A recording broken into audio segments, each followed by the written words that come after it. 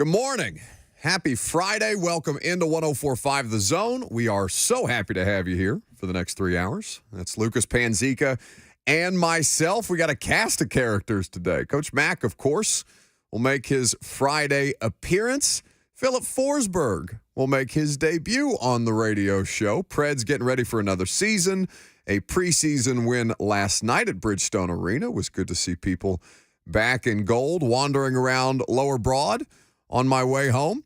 615-737-1045 is the number. Of course, you've got Titans and Colts coming up this weekend. We'll head up to Indianapolis tomorrow to cover that game and do the Lee Company countdown to kickoff up there from Indy.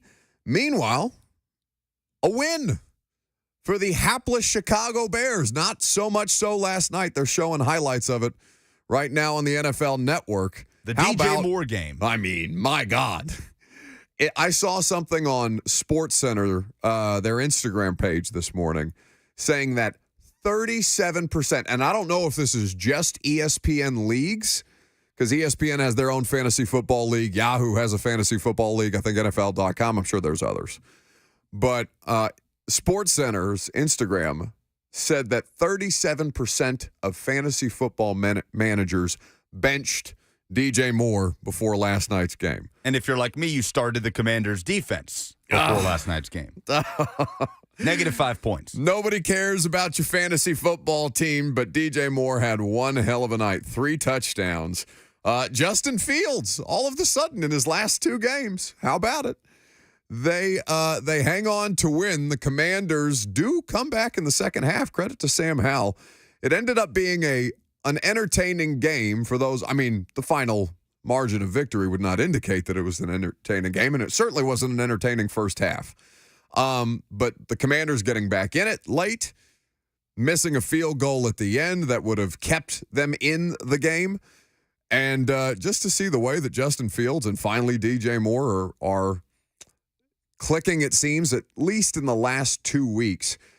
And for all the stories coming out of Carolina now about their desperate need for a number 1 wide receiver for Bryce Young to work with, when the whole reason that they have Bryce Young is because they traded away the guy who is a number 1 wide receiver. Did you see they offloaded Chase Claypool? Oh, officially this morning? Yes, Diana Rossini with the report. Oh. Chase Claypool is headed to Miami. They traded him. This is how bad the Bears wanted to get rid of Chase Claypool. They send him down to Miami plus a 6th-round pick in exchange for another late-round pick from the Dolphins. What does that remind you of? Isaiah Wilson. Sure. I mean, at least in compensation. Obviously, we don't know the details. They sent Claypool and a 7th-rounder in exchange for a 2025 6th-rounder. Okay. Isaiah, I think it was a 7th-round pick swap, if I remember correctly. Chase Claypool, it sounded like just kind of stopped showing up at the facility. And there had been conflicting reports about, well, did the coaching staff send him home, or did somebody in the front office tell him to stay away from the team as they tried to figure out a trade solution? Many of you guys, or at least a contingent of you guys, were asking, and I'm sure not just me, but many other Titans media members, about should the Titans think about adding Chase Claypool? No, thank you. I'm good on that experience. If you're going to have a wide receiver with attitude, I'd prefer he be the one that you traded away, not that one. I'm all set on Chase Claypool. His career arc has been so strange. I thought he was going to be so good. Mapletron, what happened?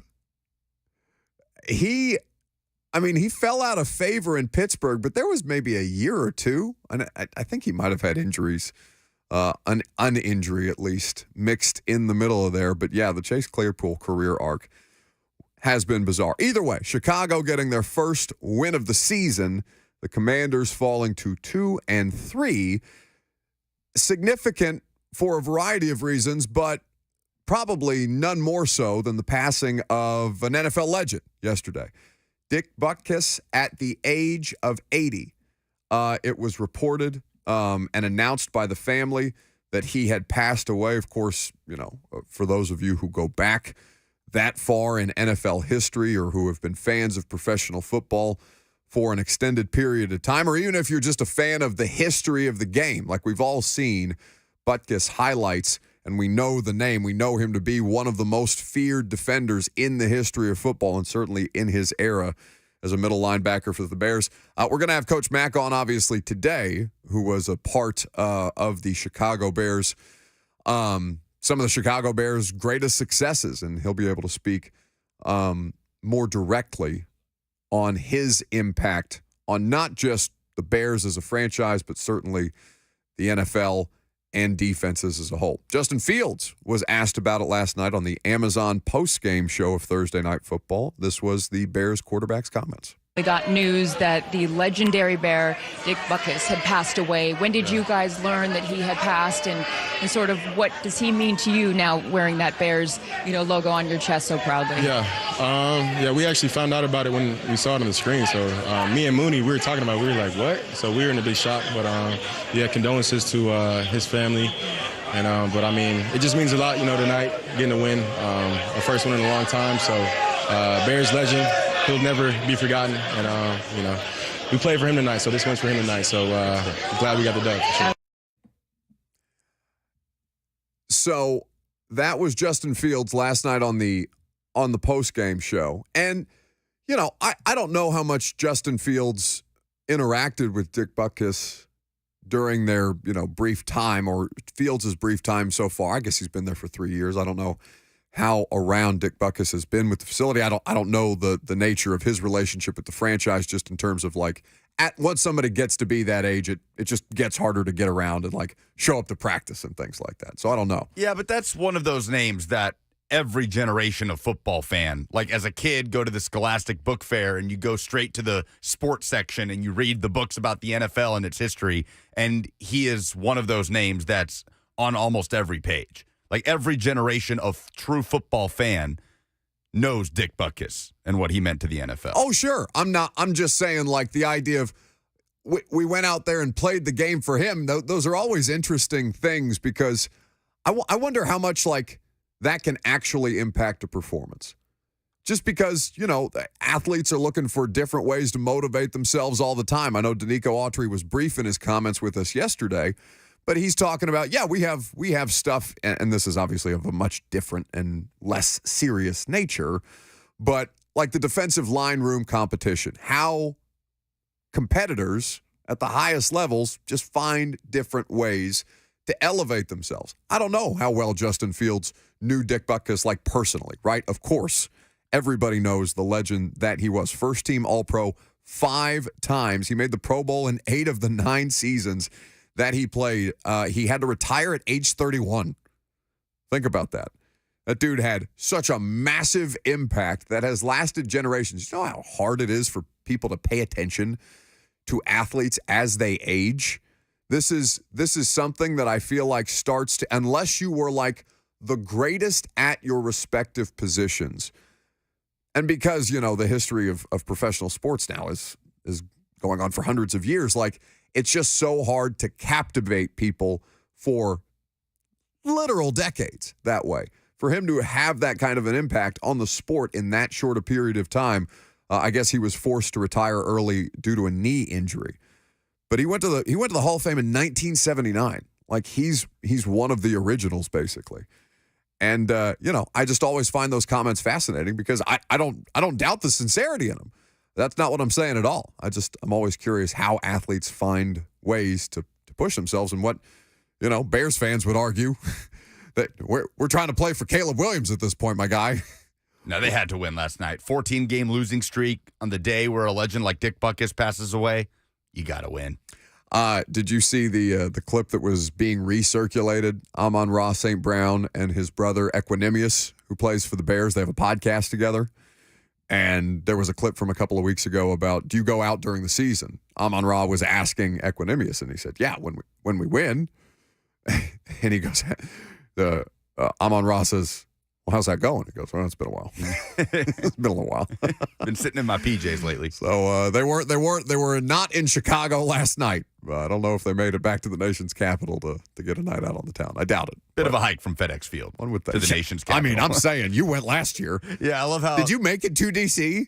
Yeah, because I had a bunch of friends that were there, and my good friend Jay, who you know is from there, and so I went and saw his parents, and it was fun. But it's funny on the broadcast, like Al Michaels, so that's 1600 Pennsylvania Avenue in the nation's capital. I'm like, yeah, an hour away from where you are. An actual hour. Yeah, pretending like they're right there. Hey, we're not going to spend 20 minutes today on Bears Commanders. That was not our intent to open the show. Obviously, we'll talk Titans and Colts for the majority of the day. And specifically, with the Vols on a bye, what we learned about them through the first 5 weeks. We'll do that here in just a second.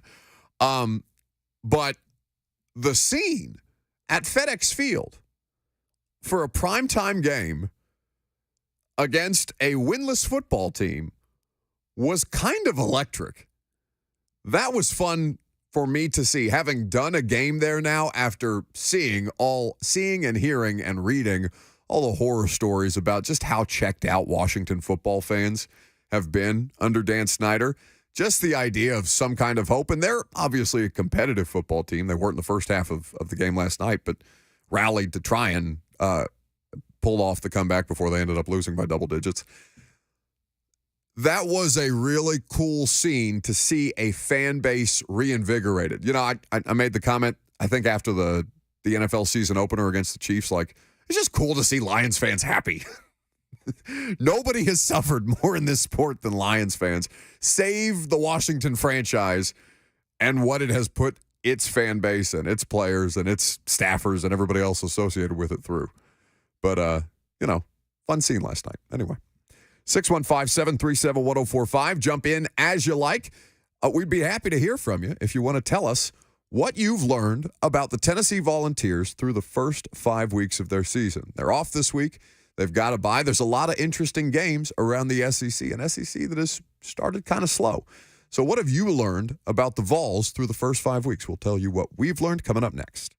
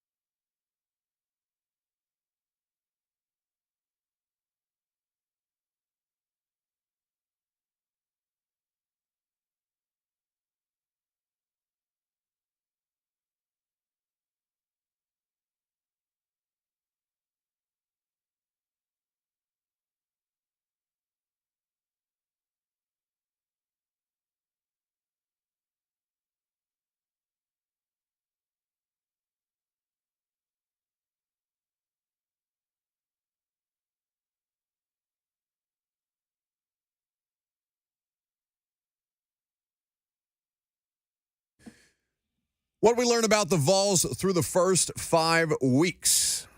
615-737-1045 is the number if you want to jump in. Vols on a bye this weekend. Big win, 41-20 over South Carolina last Saturday. Lucas in attendance. Crowds, bloodlust satisfied. Spencer Rattler congratulating you sarcastically on winning your Super Bowl. All these things. So what have we learned about the Tennessee football program through the first 5 weeks? You know, when you brought this up as a poll question today, bud, I had to sit there and think about it for a minute, because largely I don't want to say that there has been no surprises whatsoever, or nothing that's dramatically changed my opinion. I'd say that, and not to go like negative right out of the gate, I think the wide receiving core, and I know Brew McCoy got hurt, and that's going to impact things. I had a lot higher expectations at the start of the year for the Vols wide receiving unit, just generally.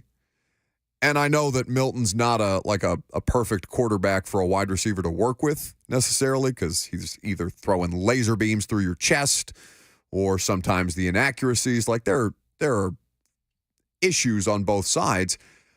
But I guess that's the thing that has changed the most about how I view Tennessee. I really felt the same about Milton going into this year. Like, I didn't necessarily think there was going to be a Hendon Hooker level jump. I understood why people were saying, well, if he puts it all together, well, sure. That's the conversation around Joe Milton for 6 years, and that's all well and good. I'm not faulting him for it. He's a good starting SEC quarterback. But my expectation of him hasn't really changed much. We know, I mean, it's been emphasized. I don't want to take any of these things from you or the audience if you want to call in, but it's been further solidified to me how important Cooper Mays is to the running of that offensive system. Not just the offensive line play in general, but for them to be able to execute as a unit. That guy is critical. That's not been more obvious than the first 4 weeks that they spent without him in some capacity. For you, was there anything that you feel like you've learned that you didn't already feel you had a sense of coming into the season? Because that's the way that I approach this when you posed the question. Yeah, I'm not looking at it as something that's shocked me or come out of nowhere.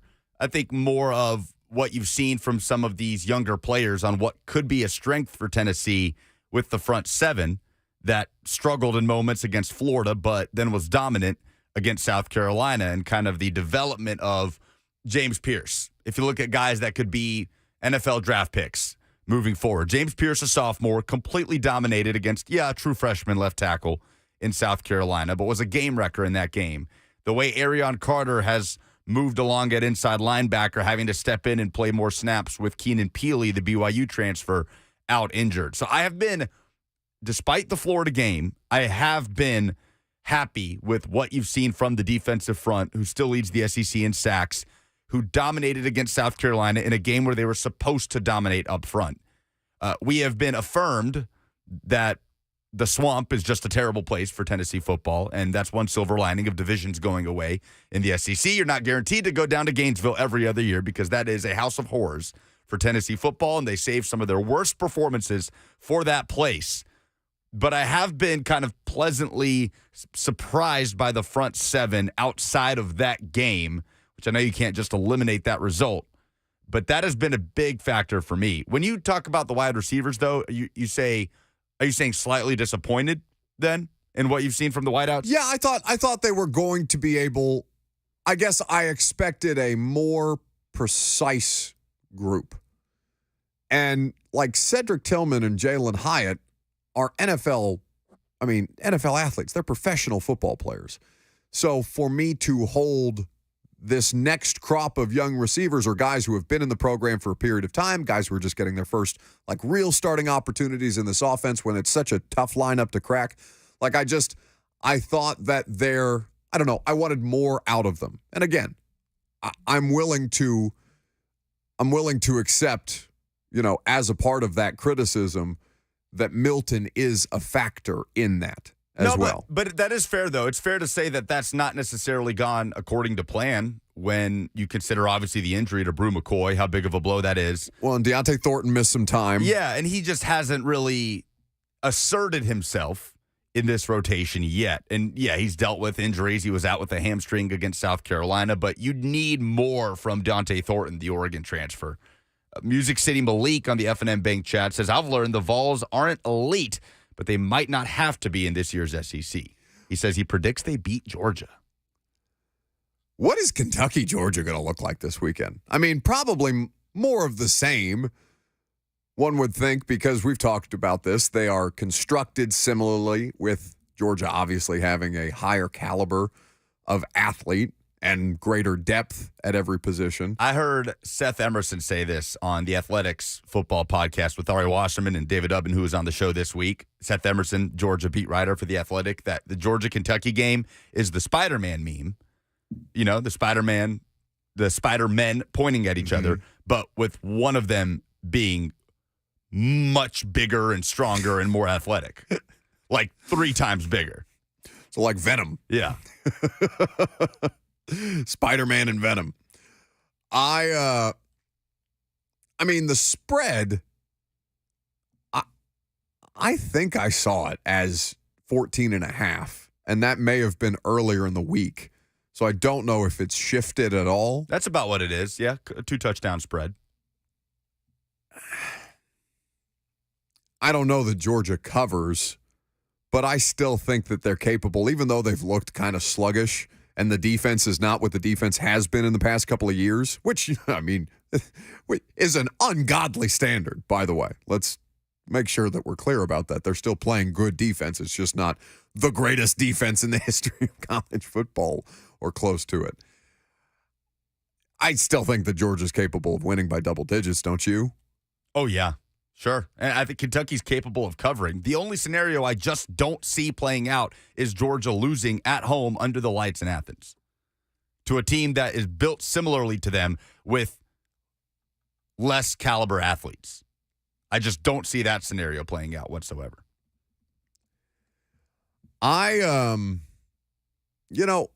Tennessee, and I guess it is a bit of a expectation adjustment for a lot of SEC programs. Like, I felt, and Vols fans can speak to this better than I can, but like, I didn't think anybody had overwhelming national championship expectations for the University of Tennessee this year. What this year felt like to me, and you'll correct me if I'm mischaracterizing it or misrepresenting it, but I thought that this was going to be a year where we look at Tennessee and say, okay, a lot of stuff has changed, particularly with your offense. What are you capable of doing when there is that much turnover? Your offensive coordinator changes as well. Your head coach is going to step back into a play calling role. Can you show yourself to be a stable program, a competitive program in an SEC East where, yes, Kentucky has the better record, but do you think, on a neutral site, Tennessee would still be favored in the game right now, yes? It would have to depend on what happens tomorrow night. For Kentucky? Kentucky's been really good. No, I'm not disputing Kentucky has a good offense. They kind of had to sleepwalk through, the Eastern Kentucky game, weren't necessarily convincing in the first half against Ball State, but the way they thumped Florida over the weekend, last week, the way they're running the football, and Devin Leary is just not making mistakes, Kentucky looks like a pretty good football team right now. And you got to go to Lexington. Well, that's the mighty Kroger Field, which not anymore. You're not allowed. What? Wait. No, it's still Kroger Field. You're right, but this is the second year in a row you've done that to me. Is this like a bit? No, you're right. You can't. We're not allowed to make fun of Kroger Field anymore. You're not allowed. I'm allowed to make fun of Kroger Field. You can make fun of Kroger Field. I'm not allowed to anymore. Because? Because Tennessee changed Thompson Bowling Arena to Food City Center at Thompson Bowling Arena. So now the basketball arena is a grocery store, so I can't make fun of Kentucky's football stadium being one. Which is a shame. Go get a carton of eggs and a gallon of milk. Carton of eggs and a dub. From Foods. Yeah.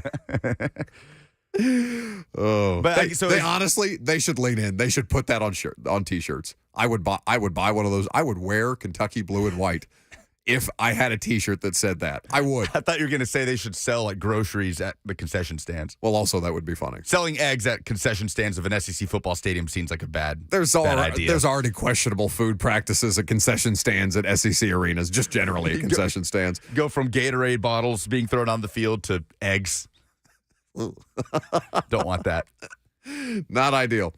So is the question then, how have expectations been recalibrated through 5 weeks? Because Missouri, I don't think anyone had them 5-0 to start the season, right? And I know Kentucky gets off to good starts under Mark Stoops historically. They have started 5-0 quite a few times in his tenure, which is not an expectation that I think many of us would have had of Kentucky football. Maybe we've adapted that over the years. Who's to say? But I guess for an SEC program like Tennessee, I consider there to be a lot more variance elsewhere in the SEC than what I am seeing from the Vols right now. I expected them to look a little crisper offensively. I think that Adam Sparks correctly kind of grounded me a little bit, and maybe some of you, in how it is that Joe Milton needs to be perceived at this point in his career. I wish that I had thought to ask Lucas for the audio of this earlier. But basically he said, you're playing the percentages. Can you be good enough? Can you be explosive enough with Milton to get through these games and to run your offense and to not have consecutive fast 3-and-outs and exhaust your defense in ways that it's already taxing to play as a counter to what Josh Heupel runs. So Missouri, I think, has had expectations drastically shifted. I'm not saying that they're going to win the East or anything like that. They host LSU this weekend? Yeah. That is a fascinating game. Yeah, it is. Because LSU now nothing to lose but to play spoiler. Well, no, I think LSU, the SEC West is on the table for LSU. You probably have to win out, beat Alabama and Texas A&M. But yeah, LSU's defense against that Mizzou offense and Brady Cook and the nation's leading receiver, Luther Burden, could be fun to watch in Columbia tomorrow. But I think the Tennessee fans also kind of dismissed a lot of things that changed, like the wide receiver turnover that you've talked about. Mm-hmm. That it's just going to be plug and play, and the results are going to be the same. Alex Golesh moving on. He was calling plays last season. So, okay, and it was kind of, that's Heupel's offense, and they kind of, you kind of wave it away. Yeah. But maybe we underestimated the impact and the value Alex Golesh had as a sounding board for Heupel and as a big part of what they were doing on offense. So, I'm not there every day. I'm not like boots on the ground reporting with the Tennessee Volunteers program. So I can only like speculate and ask questions that I think are relevant to the situation from afar. It is a lot to be the head coach of a college football program, just generally. In fact, the name, image, and likeness stuff, the transfer portal stuff, even though it seems like there are going to be some adjustments to both of those things in the near future in some form or fashion, it is running a lot of good coaches out of the business on top of recruiting, on top of day-to-day, on top of game planning and management of your program, being the CEO of these behemoths, especially at the Power 5 level. So to ask somebody to do that and also call the plays, I'm not saying that I'm looking for excuses for Josh Heupel. I'm just saying it's a lot. Yeah. It's a lot. It's a lot different, I think, than in the pros, where it can be a little more, all right, distribution of duties.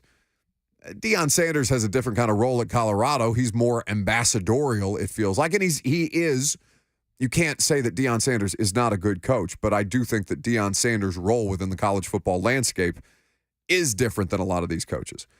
To call plays on top of your day-to-day obligations and everything in between is not an inconsequential thing. So I'm not saying that Josh Heupel's play calling abilities have suffered. I'm just saying, is that a fair question to ask? I think it is a fair question to ask, just based on the results. Now, again, Milton matters here. Milton matters a great deal. So what do we look at as the expectations now then? Tennessee's 4-1. You've got Texas A&M, Alabama, Kentucky as your next 3 games. That first one at home, the next 2 on the road. And that's before you play Missouri, Georgia, and Vanderbilt to finish out the season with UConn sandwiched in between. My expectation is still that this should be the second best team in the SEC East. Despite the fact that Kentucky's 5-0, Missouri's 5-0. Yes. Do you think that's the case right now? Or do you think that is the expectation of how things should end up? Because right now, I don't know how you could say. I'm not going to argue that right now Kentucky is not that. I think, though, that Tennessee, even on the road at mighty Kroger Field, is capable of outlasting a Kentucky team that has a good offense, that has an efficient offense, and certainly that was on display in how they were able to run the football at will last week. But I do think that the styles of play still favor Tennessee. I don't know that Tennessee would be favored in that game on the road, but I do think on a neutral side, as we talked about, Tennessee would and should be favored, even with the clunkiness. I don't think, like, what we are witnessing are problems that need to be corrected, but they're not out like downright malfunctions, right? But they're a little clunky. Don't underestimate how the loss of Brew McCoy can impact that. And we'll find out. Like, there's a lot of people in the F&M Bank chat complaining about all the screen passes. Why so many screen passes this year with this Tennessee offense? Because they don't trust the quarterback with the intermediate stuff. They're just trying to get playmakers in space. Well, and he was, to Milton's credit, was really, really good with the intermediate stuff, save for one bad decision on an interception against South Carolina. But I wonder how that maybe changes moving forward, where Brew McCoy was the guy on those perimeter passing plays that's clearing it out. By far the best blocker on this football team as far as skill positions are concerned. And so that we're not just talking about the impact on the passing game, obviously, as Lucas correctly brings up. Their rushing attack is what all of this is predicated on. Yep. And while, I understand why Titans fans may hear that blocking and wide receivers and be triggered by that discussion, but it is still an essential part of the job in some form or fashion. And to have good ones helps you create explosive plays in the run game that you absolutely need. But don't give me a prediction, but a fair expectation for wins at the end of the regular season for Tennessee. 4-1. I got 5 more. You're 4-1. You've played 5 games. No, you've got 7 games to play. Okay, math is hard. You play 4 teams that are currently ranked in Bama, Kentucky, Missouri, and Georgia. A&M not ranked, but that's a good football team. And it's at Neyland. Correct. The Texas A&M game's at Neyland Stadium. It's the 2:30 CBS kickoff next Saturday. I think they can beat A&M. I think they probably lose to Alabama on the road. I know you didn't ask me for predictions. No, but just fair expectations. Like, you're sitting here at 4-1 after what happened against Florida and what you saw against South Carolina. I think it is fair to expect them to beat Texas A&M at home. It's a night game. 2:30. 3:30 Eastern. Ooh. Who is it? I don't know. Who is it? Oh, it's it's St. Elmo's. St. Elmo's. They're confirming my dinner reservation on Saturday. Bring me back some shrimp. Shrimp or cocktail sauce? You don't want shrimp. No, just put the shrimp in your pocket. What? Bring it back. I had to explain to Will and Jackson this morning my press box streak with the Colts. I don't know if you have been made aware of this, that I had broken the streak last season. Last season was the first time that I've successfully not thrown up at the Colts press box. Goodness. It's always a tough trip. You're going to Indianapolis, not Vegas, man. Yeah, I know, but it's all my college roommates are there. It's just these are hard things to avoid, Lucas. Wait, so last season you ended the streak? Last season, okay. I was a professional last season for the first time. We went out last season. I had fun with your old. Did high we go school. out? Yeah. Megan, remember Megan met us in Indianapolis. We met up with all your high school buddies. Your girlfriend met us in Indy? Yes. Well, I am blanking on all of this. Yeah, you really must have been. You must have been gone. You seemed fine. Yeah, we all went out with your friends. No, I remember going because you were commenting on the idea that everybody was wearing Indiana gear, but nobody was watching the Indiana football game. They were playing Nebraska, yeah, and everybody was watching the Notre Dame game in the quarter, as is the custom. Yeah, so the streak is broken, much like the streak of me watching professional local sports teams lose on a regular basis. Okay, so wins. Number of wins. Fair expectation for Tennessee. In the next 7? Yeah, no, just at the end of the regular season. What is a fair expectation? 9. I feel good about 9. Feel good about 9. I feel good about 9. That they would only have 2 more losses between A&M, Bama, Kentucky, Missouri, and Georgia. It's not an easy schedule. I feel good about 9. Do you not? I'd probably go 8. Okay. Just because I really think the loss of Brew McCoy is going to have a heavy impact on this team, and we just don't know yet about Dante Thornton. It just hasn't happened yet consistently. So I think 8-4 is a spot that I think Tennessee fans should reasonably expect to be in at the end of the season. Okay. You feel good about that? Yeah. Okay. SEC stat of the day is next.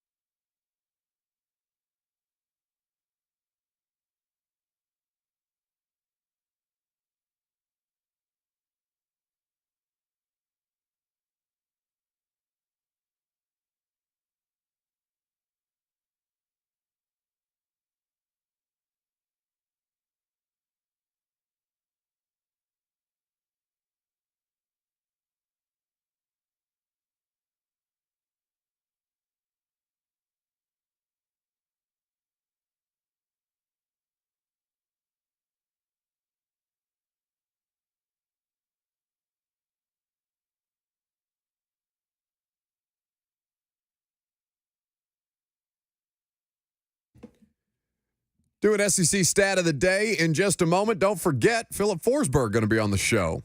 Just a moment. Had a goal in the Preds preseason win last night. They play again tonight, regular season. Next week, are you going to go to the home opener on Thursday? Next Thursday? I'd like to. You got a ticket? I don't, because I'll be in London. So I did not pursue tickets. You are not above pursuing tickets in some form or fashion elsewhere, are you not? No, neither are you. Don't act like you weren't on here publicly asking for Taylor Swift tickets when she was in town. I was not publicly asking. We've been through this. Yes, you were. No, I was privately asking for them. I did not publicly ask. You asked on the air. You said, if anybody's got one. No. I said I have emailed the appropriate parties. We talked about it on the air. You sent the message out. No. That you were in the market for Taylor Swift tickets. To the people who directly market said Taylor Swift tickets. So, yes, I did that. You and I are not the same here. This is like your opinion of multitasking. You're trying to shift the goalpost. Don't think I don't see you. Any and all tickets at Lucas Panzica on Twitter. Okay, we're not using the radio show for that. Send me a DM. Vulture. Well, so we'll talk Preds with Forsberg in just about 10 minutes from now. Meanwhile, hit the music.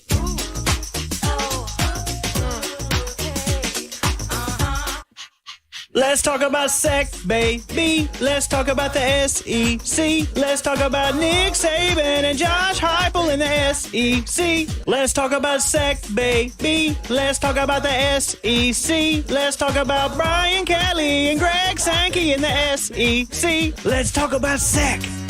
Puka in the F&M Bank chat, by the way, says Lucas is right. Buck begged for Taylor Swift tickets on the air. That's not a biased opinion at all. The SEC, she has regularly proclaimed that she is on your side even when you are wrong. The SEC stat of the day. She has, in fact, chastised people. She yelled at the lawyer. She yelled at Dan Lust in the chat for taking my side in an argument. Is about the Texas A&M defense. Because Hand Up came on here after the Miami game when A&M could not tackle, when they gave up nearly 50 points, a historically bad defensive performance by the A&M defense in a loss at Miami all the way back in week 2. And I came in here and I said, they fixed the offense. They finally did it. But defense, what happened? The problems shifted over to another side of the line of scrimmage. And I'm wrong, because Texas A&M's defense has been fantastic apart from that Miami performance. They host Alabama this Saturday. Texas A&M leads the SEC in yards per game allowed, 253.8. I understand the Miami game still counts, but just for the purposes of this conversation, let's remove that game from the equation. A game where they gave up 451 yards of total offense and 48 points. It was a really bad performance. They also gave up a 98-yard kickoff return on special teams. Tackling was poor, everything. If you take that game away, they've allowed just over 200 yards per game. Defensively, they're number 2 in the league in sacks behind just Tennessee. They're allowing 2.9 yards per rush this season as a defensive unit, which makes sense because that defensive line is chock full of 5 stars. Nasty. Including Walter Nolan, the East Tennessee product that Tennessee thought they had a shot with, number 1 overall recruit in the country out of Powell High School. Not that I'm bitter. So, A&M and Alabama. College Station, first time they've played in that place at Kyle Field since Jimbo Fisher became the first ever former Nick Saban assistant to knock off the GOAT. I think the winner of this game, this isn't a hot take by me, sits in the driver's seat of the SEC West.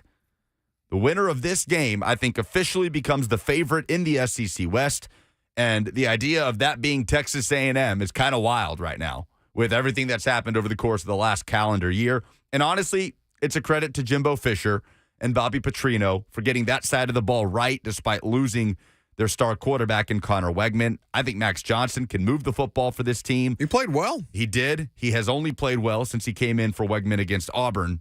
So this is going to be really interesting. How much are the reins pulled back on Jalen Milroe? How much better is his decision-making as the dust has sort of settled on all the talk about the Alabama quarterback? We understand that's who it is. But I truly have no feel for what's going to happen in this game. Alabama went into College Station as 21-point favorites 2 years ago. Yeah. And walked out losers on a last-second field goal. And one of the coolest videos of all time with his girlfriend leaping the stands and stuff like that. Yeah, that his whole family. Cool moment. Anyway. Texas A&M. coming out of this game as favorites in the SEC West would be a bit of a mind bleep. At least, I mean, maybe it shouldn't be, because what you're alleging by saying if you take out the Miami performance, which I know people are going to say, well, you can't take out the Miami performance. Of course you'd want to take out the Miami performance. What you're doing, at least the way that I receive it in that exercise, is saying, all right, what's closer to the truth with Texas A&M's defense? These numbers or this one big old outlier? Yeah. That's the exercise. So I'm willing. And, I mean, this was a game that Milroe turned it over in last year in particular. I think that's right. A&M almost knocked Bama off in Tuscaloosa. It was very, very close. Didn't Wegman get hurt but was still, like, driving at the end of the game? Yeah, Bryce Young hurt in that game, and A&M was a few yards away from winning that game. They had a red zone shot. Yeah. No, it was like inside the 10. Yeah. Yeah. I don't think it's unreasonable. What did you say the line was? It's Alabama minus 1.5 in Tuscaloosa. No, it's in College Station. Oh, in College Station. 2:30 kickoff, CBS game. 2 4-1 teams. I like the upset there. You like A&M in this game? I think you should if you've been paying attention to them this year, either of them this year. I mean, at least that's my gut feeling. Me, college football expert, let me not tell you about college football. But you've got 2 5-0 teams in the SEC playing in Athens, in Kentucky and Georgia. 6 p.m. kick on ESPN. I think this, though, Alabama A&M is the most interesting, the most meaningful SEC game of the weekend.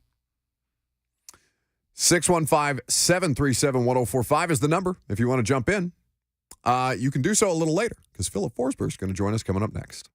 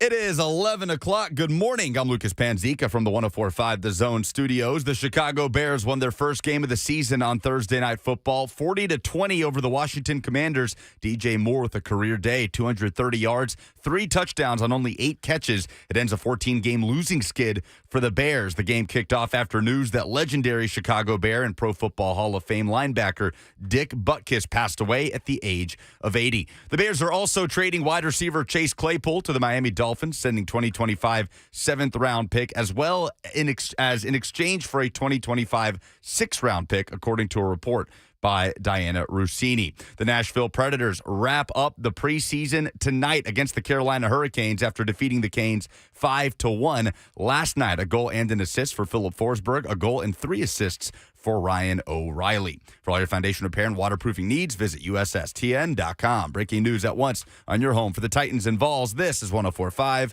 The Zone.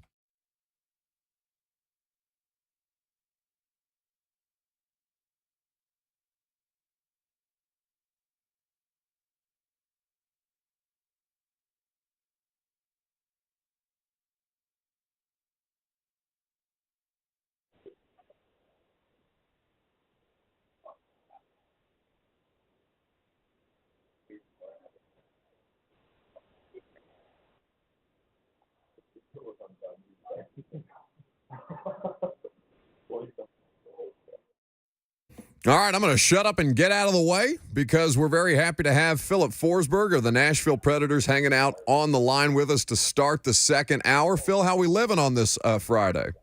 We're doing great. How are you? Man, I'm good, brother. Other than listening to Lucas fumble his way through his sports update there, that was very unprofessional broadcaster of you. As Filip Forsberg makes his debut on the radio show, you can't even get the update out cleanly. What happened? Not my best moment.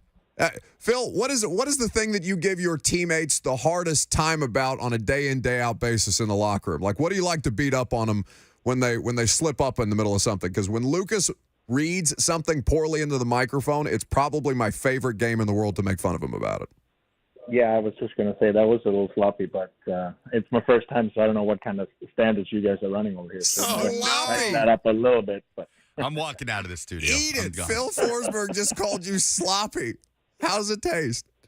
I am so happy to see you back out there on the ice in the preseason, Phil. I know you've been excited to get back out there. A good result for you guys, 5-1 last night. Another game coming up in the preseason tonight before the team opens up at Tampa Bay. How has it felt out there? Just kind of getting your legs back under you. it's been good. I think it is obviously like you said, it's been a while. I mean, I haven't played since February, so there's definitely a lot of rust to kind of shake off. But I think it's getting better and better. I thought last night was probably the best game that we've had as a team, and obviously there's been a lot of changes in the off season with new coaches, new GMs, like a couple new guys coming in. So I think it's been a little bit of an adjustment period, definitely during training camp. But I think we're starting to look kind of like the team that we want to be going forward. So what is that exactly, the team that you want to be going forward? Because as you mentioned, there is a lot of change. There's turnover every offseason, as we well know, but as you've just described, a significant amount with you guys in the last couple of months. So what does that look like when you guys talk about the vision for this season? We want to be on the attack a lot more. I think in the past we've relied obviously a little bit too much on our great defense and our best, the best goalie tandem in the league, led by Juicy Saros. And so we want to be on the attack more, play more offense, have more puck possession, kind of change that way that we play. Like I said, we played a lot more defense than we would have liked in the last few years, and just kind of changing that mindset and tackling the game a little bit more and holding on to the pucks that way, like spend less time defending. And I think that's something that Coach Bruno has been doing a really good job with in other teams, and he's trying to teach us. And I think we're all kind of getting the hang of it better and better every day. Philip Forsberg hanging out here with us on 104.5 The Zone. How have you enjoyed working with Ryan O'Reilly so far in the early goings? 3 assists last night. Seems like he's starting to fit into, as you described, what you guys are envisioning for yourselves as a team right now. Yeah, he's been great for us. I think obviously you see the stuff he does on the ice, but also as a leader in the locker room. He's a veteran guy, obviously been captain and had a lot of success in this league for a long time.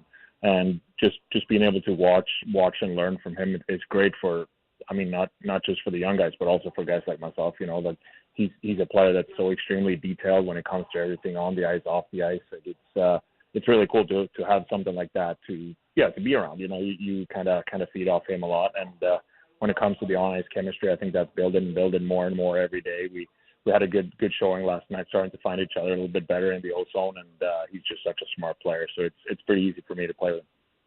With the with so many young guys, as you said, you know, obviously missing some time with injury, several injuries to your guys as a roster throughout the course of the season. What did you like most about what you saw? Obviously, you want to be out there, you want to be participating, you want to help your team find ways to win. But in the absence of that, what did you enjoy seeing them try to put together in an expanded sample size for a lot of dudes who wouldn't have been able to play had you all been healthy? Yeah, no, I think they got an opportunity. Like you said, no one really was expecting that many injuries to happen at the same time. But the guys that got called up, and even the guys that were here that took on bigger roles, they really responded well, and I thought that was great. I mean, you cleared that as probably the main reason why there was some changes, you know, at the deadline, at the off season. Like, that's because the trust that those guys earned. You know, like you see players coming in and really taking advantage. Like I said, Tommy Novak is one of the guys that stands out the most. He was already on the team, but with guys missing in action, he got slid up higher in the lineup and took advantage of it. I mean, he was one of our best, if not the best forward going down the stretch for us. And like I said, a couple guys that was called up too, like Evangelista did a great job with his first impression. And I'm really excited to see how they can keep growing. Philip Forsberg's our guest here on 104.5 The Zone. Are you guys already in Carolina, Phil?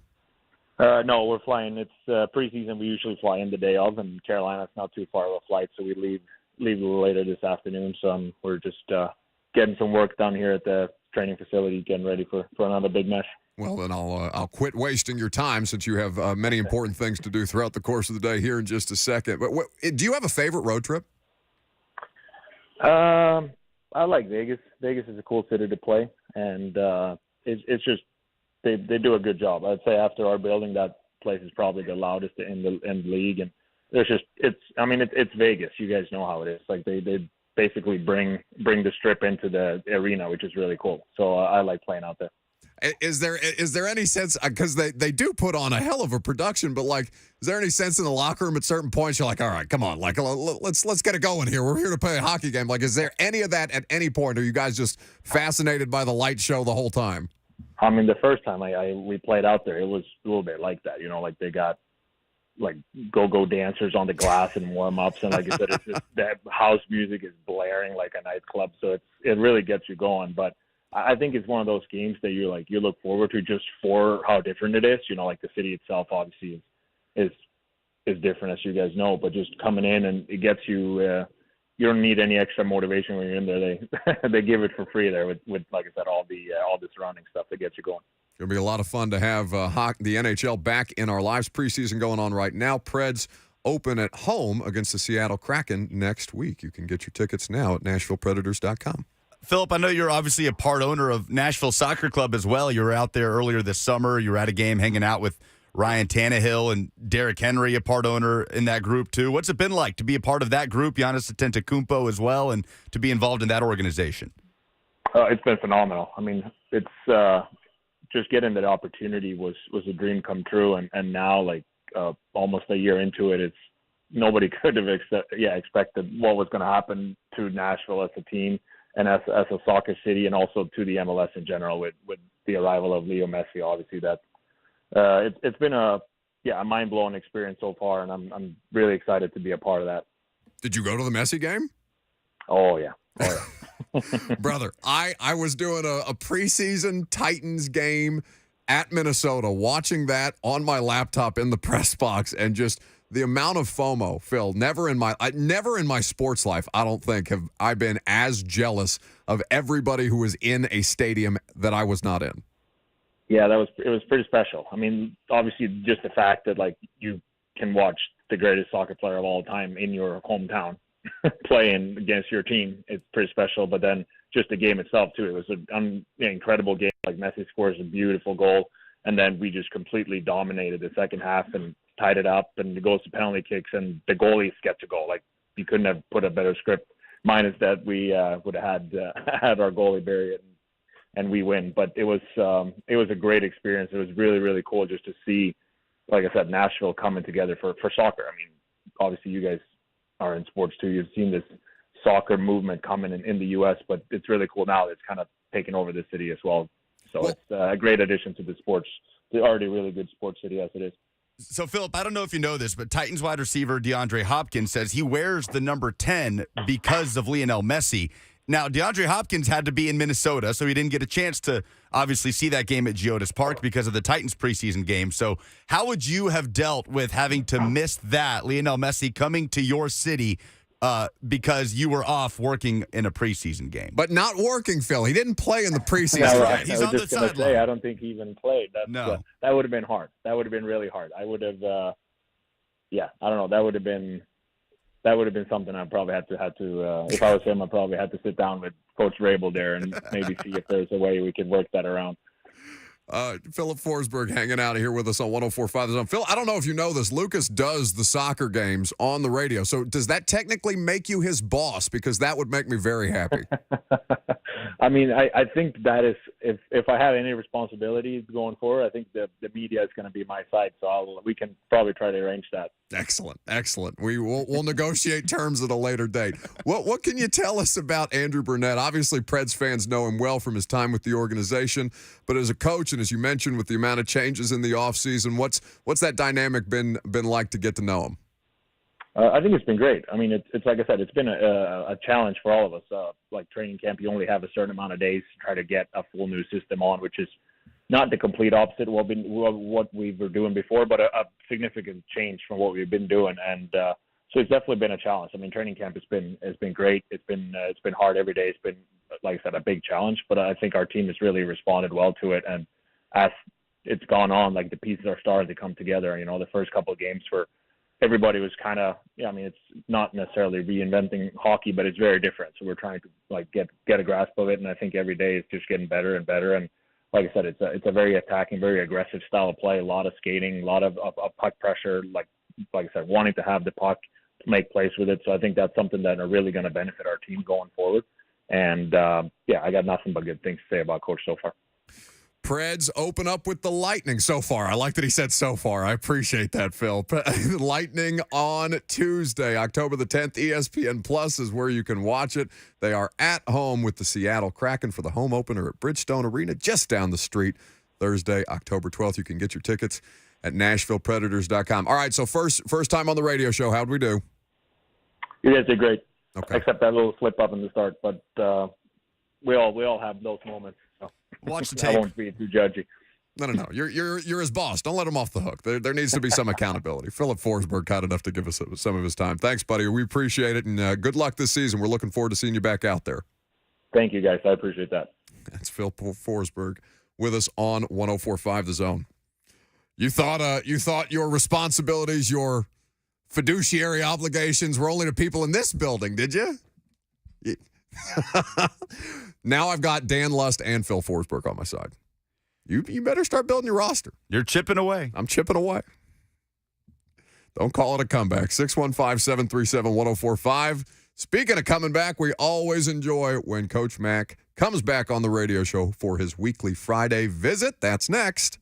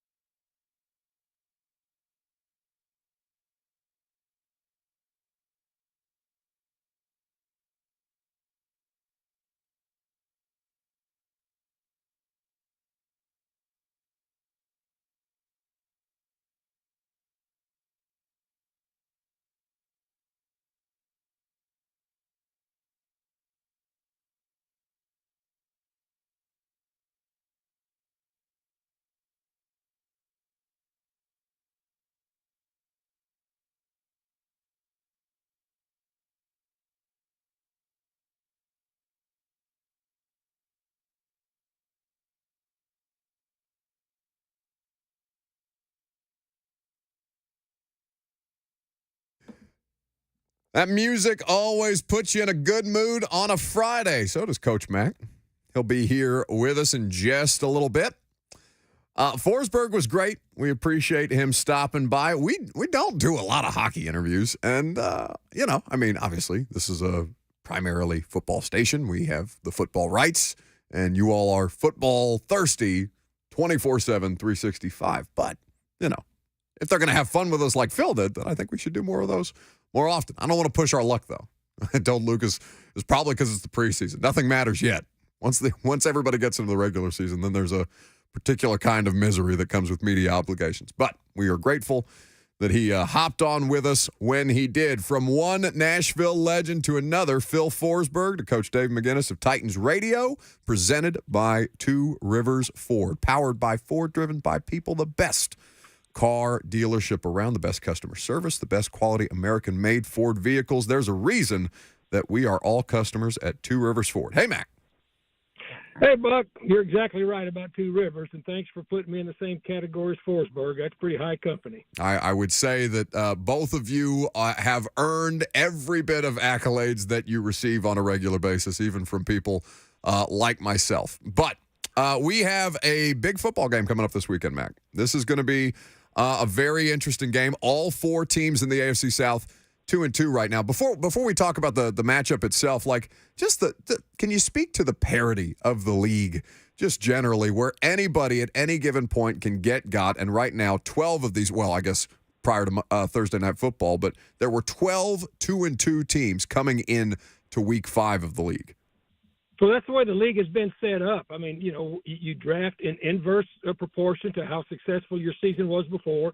That makes a huge difference. I mean, it really does. And then now everything is done to be sure that everybody has a competitive chance on Sundays. Now, injuries and those things that come up, but then it's up to you. Everybody's got the same salary cap, and it's up to you to be able to manage that. Of course, injuries are something nobody can control, but this is what the league is set up for, so that every ball game, every organization, every fan base, has a chance to be able to have a victory on a Sunday, Monday, or a Thursday. And that's exactly the way it was set up, and it seems to be working to perfection. I mean, it has really ever since the free agency came in. It was a little bit different when you could stack players and keep players, and there was no salary cap.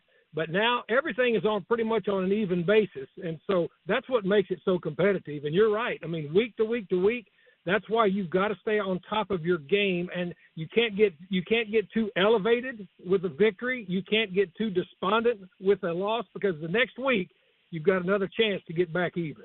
Well, that's why and I shouldn't say that I get frustrated with the conversations out of wins in particular, Mac, just because like the idea of carrying things over. Of course, there are things that you look to carry over, but it's such a one game single individualized sample size that's spread into 17 or 18 weeks now that it's hard for me to ask questions about carryover when I know that each individual result is going to be different, have a different set of circumstances, have a different set of scenarios that present themselves that you spend all week preparing for, and you couldn't possibly be prepared for this because football's weird that way. Like that idea of carryover is just hard for me to kind of wrap my head around. Well, you're 100% correct. I mean, every game is a separate entity unto itself. I mean, it really is. Now, what can carry over, and you hear coaches throughout the league talk about it, is the culture that they've established in their own particular buildings. That's what can carry over. And then the preparation and the way you get prepared, that can be consistent and carry over. But to say just because something happened last week is a guarantee that it's going to happen either on the positive or the negative side the next week, that's not reality in the National Football League. Coach Dave McGinnis is here with us talking ball here in just a second, courtesy of Two Rivers Ford. At Two Rivers Ford is where you can follow them, of course, on social media. Titans and Colts noon kickoff, 1 p.m. local kickoff in Indianapolis, but noon kickoff here in Middle Tennessee and across the Titans radio networks. You can hear Coach Mack, Mike Keith, and the whole crew on the call. So, good result for the Titans, obviously, this Sunday. Dominant, one would say, in basically every phase of the game. It was as comfortable a win as one could have in the NFL, which does not happen very often. But I think the thing that people are looking at, Mac, is the recent history has very much favored the Titans And I feel like I've been cautioning people all week long, do not sleep on how competitive this rookie quarterback has made this football team. No, I mean, recent history is great if it's in your favor, and recent history, if it's not in your favor, you try to change it. So that really has no bearing. But what has bearing is the teams that are going to play each other, this Sunday, and you're talking about, their rookie quarterback. I mean, look, we know, and we did know. I mean, I don't know a lot, but I knew watching this guy that he was a generational physical talent. Now, wherever he went, how they were going to choose to use him, how they were going to choose to develop him. But you've got, when I say, and I don't give accolades like this, without merit, and he's a rare generational physical talent. He really is. And what they're doing with him now, with the things that they're doing offensively with him, and they're accentuating his strengths and trying to negate his not his weaknesses, but his inexperience. They're trying to negate that by trying to accentuate, what he does best. And so, yes, I mean, this guy's a problem. He's going to be a problem because anytime you've got a quarterback that is that big and physical, and even look, you got big physical athletes that can throw it. Well, then when you start trying to prepare for him, you're going to have to prepare for the athleticism. You're also going to have to prepare for him being a runner, both on scheduled and unscheduled plays. And when it's a scheduled play, you're going to have everybody gapped up, and you've got to have more people than one to get to him. And then on an unscheduled plays, if it is a throw and he starts to move, then you're going to have to plaster coverage is going to be very, very critical in the back end this week, because he's going to escape the pocket. As much as you're going to try to keep him from it, there are going to be times when that athleticism is going to jump the fence, and he's going to escape the pocket. So now you've got to plaster downfield, and that's where a lot of their explosives has come by. And then they're going to get their best back. He's going to be back for this football game, and so it's going to be a real challenge for this Titans defense. Structure-wise, it's going to be a real challenge discipline-wise against this offense. Yeah, Jonathan Taylor, obviously being an X factor, we'll call it, for the purposes of this discussion. We know who he is. We know what he's capable of, obviously. The outlier here being he's missed about a month, and that may not necessarily be a bad thing for a running back as long as he's in shape. There's no way to get in-game shape beyond playing, but we know that they're going to utilize him. Is it fair to expect that we will still see Moss a fair amount in this game, Mack?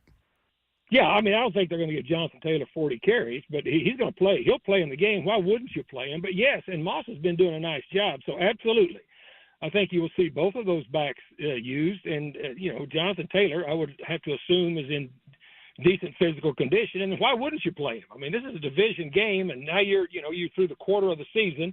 He hasn't been there. But, without all the everything else surrounding him, let's take away all of the drama surrounding him. He's a really elite back in this league. And so, yeah, they're going to use him.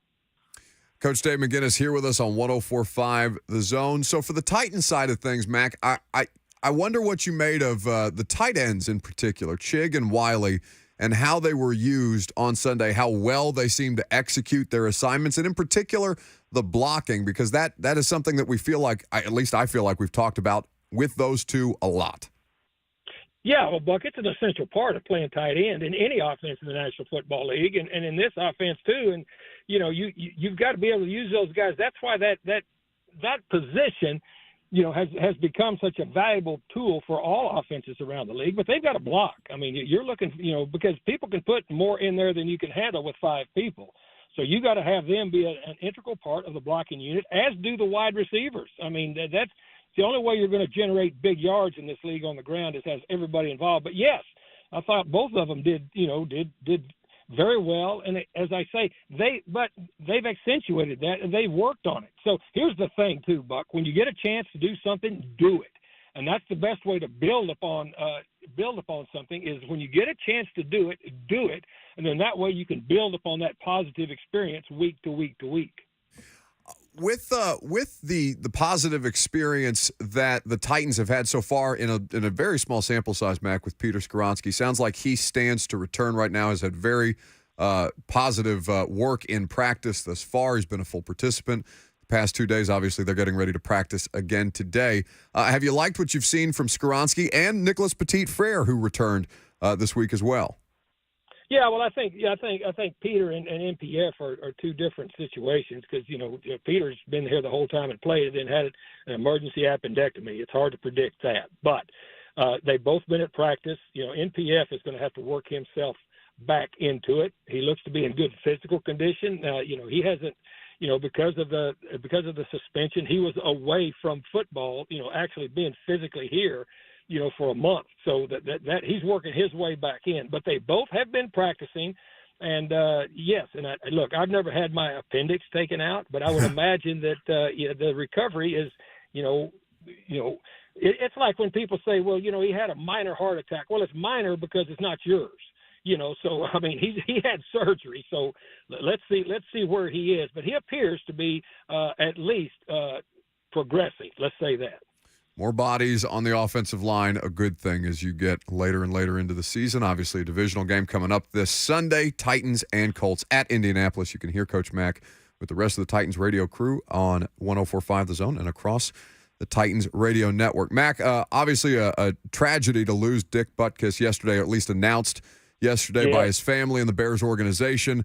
Bears getting their first win of the season. Justin Fields saying, in part, obviously, they wanted to go out there and perform as best as humanly possible to honor Dick Butkus. You have such a long history with that organization and know inside linebackers better than anybody, at least I know in my life, the significance of that individual, not just to the franchise, but to the history of the league. I don't think there's anybody more equipped to speak on it.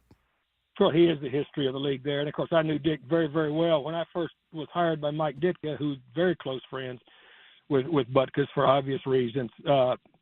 Dick Butkus was doing the job for the Bears as a color analyst that I'm doing now for the Titans.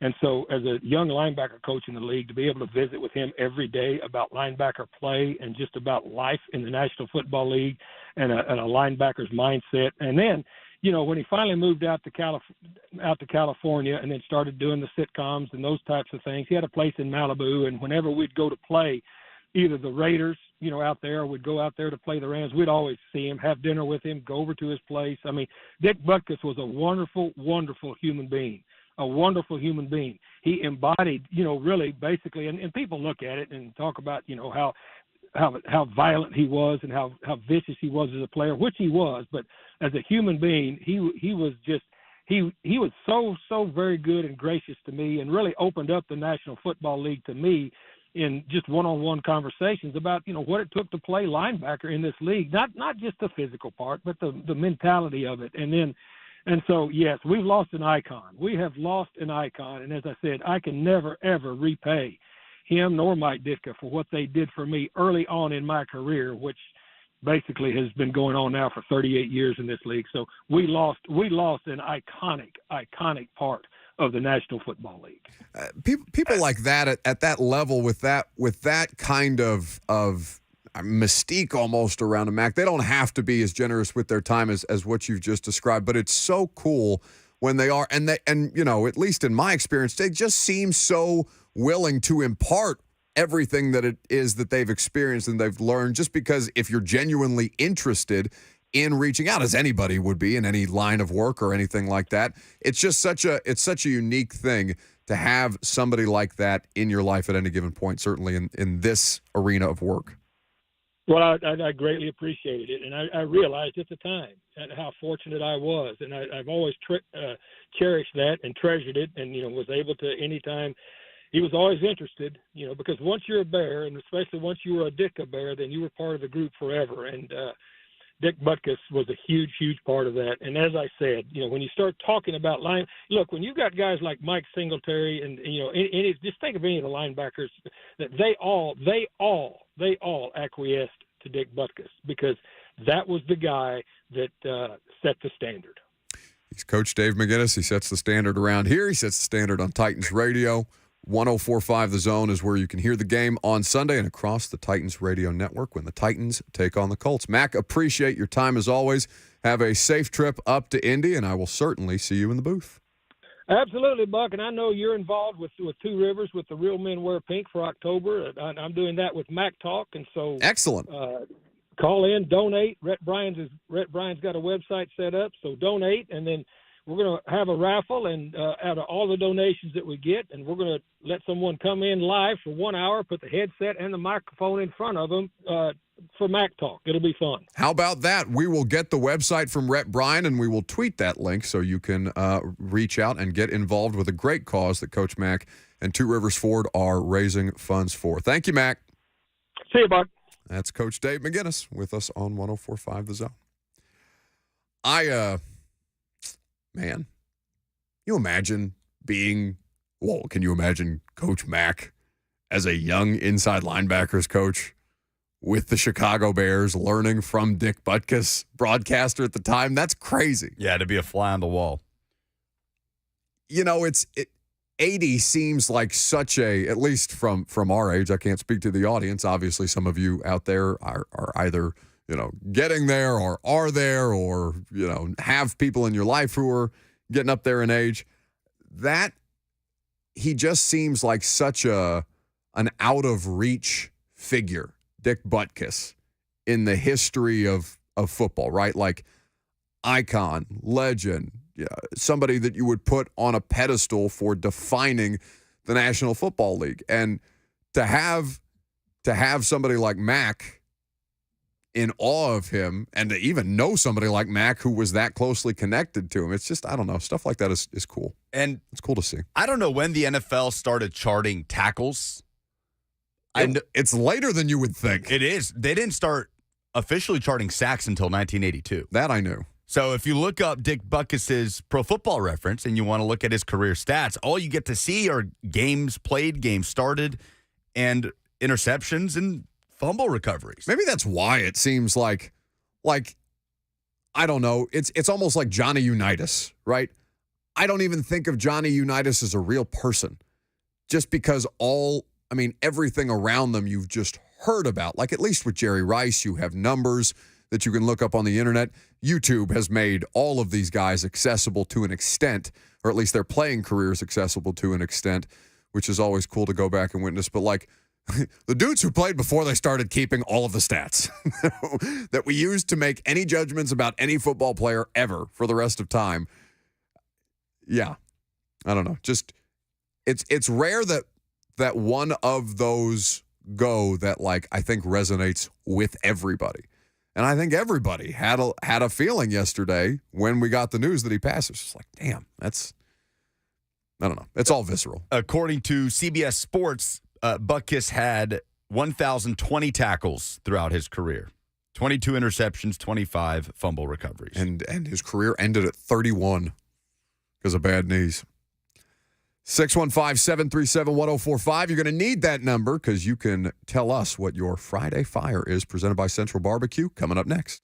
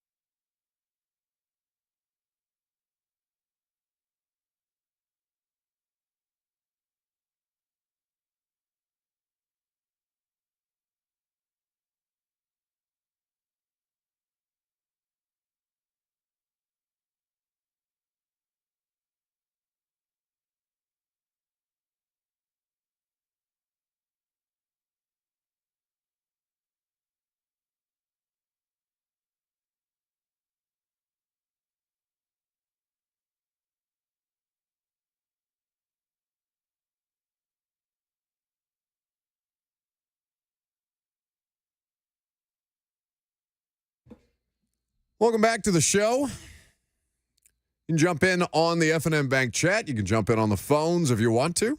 We'd be happy to have you. We are going to talk about Derrick Henry's record against the AFC South. Some interesting numbers in the Titans public relations supplemental notes packet this week. And we will do so a little later. But in the meantime, got to be a little positive. Buck Rising is one of the least positive people on the planet. So to combat that, we've installed a new segment where he's forced to be positive. Sponsored by Central Barbecue. This is Friday Fire. Because it's Friday, you ain't got no job, and you ain't got shit to do.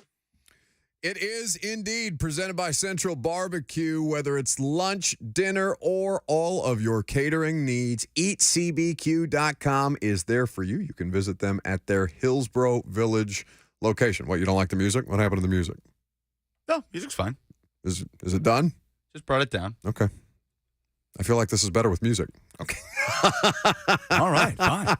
I mean, listen, you could play whatever music you want to as long as it's not that damn Titans waiting room purgatory press conference music. I mean, you know I'm a big Flow Rider guy. Oh, God. Is that what this is? Yes, yeah. Isn't this, what's this Flow Rider song? Oh, you're, which yeah, Flow Rider you're a big song Flow is Rider this? guy. I am also a lifelong Notre Dame fan. Name 3 Flow Rider songs right now. Do it. Oh, come on. What do you mean, come on? Low, right round, and club can't even handle it. Okay. Come on. What are you doing? This is none of those. I was talking, like, a few days after the Grand Prix. Big Flow Rider guy. At Ascension St. Thomas Sports Park, like in the media room after practice, Nick Suss of the Tennessean, because somebody was talking about all the race stuff, and I mentioned something about the Flow Rider concert. Nick Suss said, I was having this discussion with my friends. Like, name an artist that everybody you know can name a song of or would recognize, but nobody you know would ever say they are their favorite artist. Nickelback. Flow Rider. Flow Rider would be Yeah, one of those. nobody's going to say. Who's your favorite artist? Oh, Flow Rider. Yeah, that's all the way. Zach Bingham's favorite artist is Pitbull. Amazing. I thought Pitbull would have been one of the ones to fall into that category. No, not for Zach. Yeah, you would. Yes, you would think. That's great. I don't think anybody outside of South Florida. He is understandably Mr. 305. Oh man, that's but funny. Zach Bingham, when the Super Bowl or the draft, I think pre-COVID, when the draft was announced that it was going to be in Vegas, we were all going to go before I was working at the radio station, A to Z Sports. All 3 of us at the time. Now there's 50. We're going to go out there. And Zach was hell-bent on us, he and I, getting tickets together to go to a Pitbull concert because he said, no, you got to go with me. Then you can tell me how much you don't like Pitbull. And I don't mind Pitbull. I get hyped when it's like Flow Rider. I like the Flow Rider music. I'm not going to tell you that Pitbull's my favorite or the Flow Rider's my favorite. It was his stage presence that got me. It was so good. His stage presence. Excellent. What's your Friday Fire? Okay. Drake dropped an album, speaking of musicians. Drake dropped a new album today. For all the dogs, it's out there. I was jamming in on the way to work. I laughed out loud because this is not Friday Fire. This is the opposite of Friday Fire. This is the opposite of Friday Fire. What you are doing. But if it makes me laugh, if it makes me happy objectively, then it is. You don't get to dictate what my Friday Fire is. This is so messed up for you to twist what's supposed to be a positive, wholesome segment for once in this show into something that has caused other people pain. You don't think that it's funny that Drake put out an album? Well, the money part I'm not unaware of. The only reason that I'm laughing at it in particular is because it directly affects Robert Walsh, and that is funny to me. Now, Drake postponed his concert that was supposed to be this week. Twice. Monday and Tuesday. Oh, that's right. It was. This concert this past weekend. I forgot. That was supposed to be the postponed one. This almost makes me feel bad about making this my Friday Fire. Either way, the Drake concert postponed twice that was supposed to take place after initially being postponed this week was postponed indefinitely without a refund. Drake puts out a new album today on a week where it would have been cool for you to hear one of the new songs on the new album at Bridgestone Arena. Maybe. Then I'm driving into work, listening to the new Drake album, and I get a notification from TMZ. All it says is that artist Drake contemplates taking time off from music, quote, a year maybe. Bud, you can do whatever you want if you're Drake, I guess. People are probably upset with Drake for postponing the concert and for all of these things. They are still going to show up in droves to see it. Doesn't make it right, But the irony of that TMZ article dropping as I was listening to the Drake album on the week when Drake was supposed to be in Nashville for Robert Walsh to attend, that made me laugh. No, that's messed up, man. People flying in, people booking hotels in Nashville to see Drake at Bridgestone, and to do it, 3 days before the concert? Was it 3 days? Yes, it happened on Thursday. He was supposed to, I think it was Sunday, Monday shows. No, I thought it might have been less than 3 days. It was just a matter of days before the shows that he postpones it. And not only that, it doesn't look like it's going to get rescheduled, and he releases a new album just to shove it in your face some more. Like that is messed up, man. And you know what? I listened to it and I loved it. Come on, I man. loved the whole album. The album's great. Not cool. First-person shooter mode. Like, you want to take a break? That's fine. But finish the tour. Like, come on. Deliver on what people are spending money on. It's messed up. Messed up. It's the opposite of positivity. My Friday Fire. For mine, I do want to get serious for a second, which we don't do a lot on the show. But, okay, so. I don't want to get serious. What do you mean? Just give me. So sometimes the universe takes things from you, right? And there's no rhyme or reason. Like Drake. Like a Drake concert or something more meaningful, right? Like, bad things happen. Mm-hmm. Life happens, and you lose things, and there's no rhyme or reason, and you don't get an explanation for it, and it hurts. And you kind of got to get over that grief, and you got to live with it and learn how to live with it. And then other times, the universe has a way of making things right, of kind of bringing it back around. And I'm going to get choked up. Why are you breathing hard? Kraft is bringing back SpongeBob mac and cheese. Yes! Sing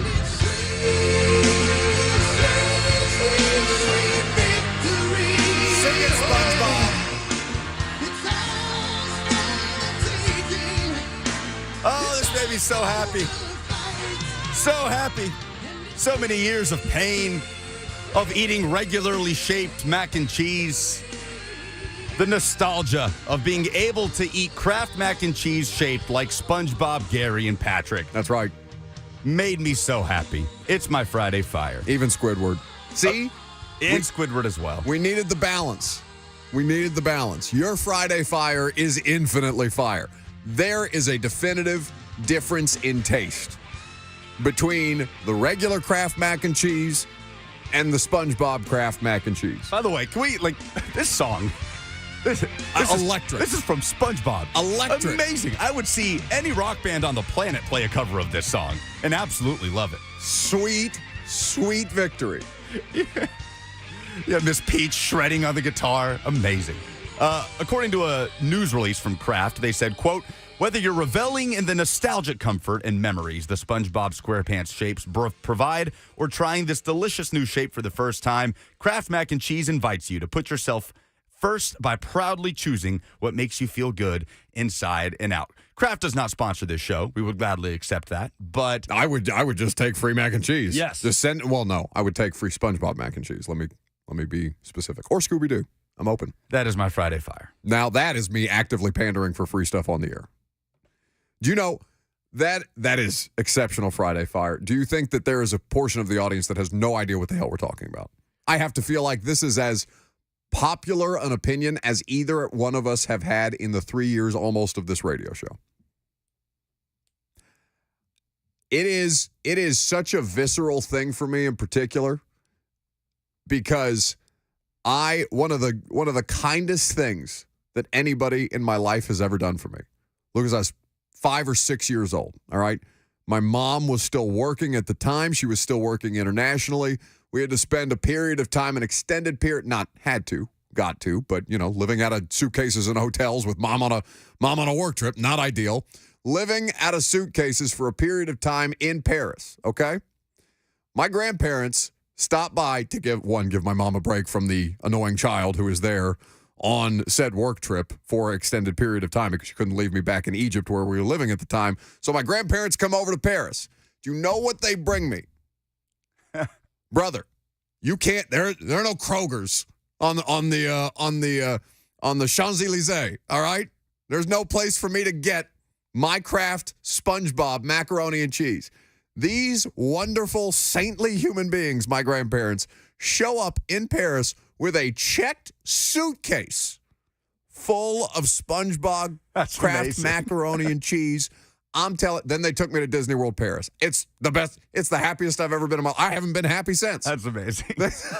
Yeah, I don't know how that is the peak of your life. You peaked as a child. It was done.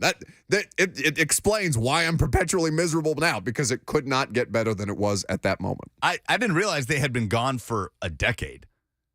Yeah, no, that shocked me because I feel like I just recently bought that. But I guess that would have been college, which is almost a decade ago, and that hurt me. Can't wait to go stock up. Well, I'd race you there. Is this a grocery shopping trip that I'm allowed to go on? Can I go on the crap?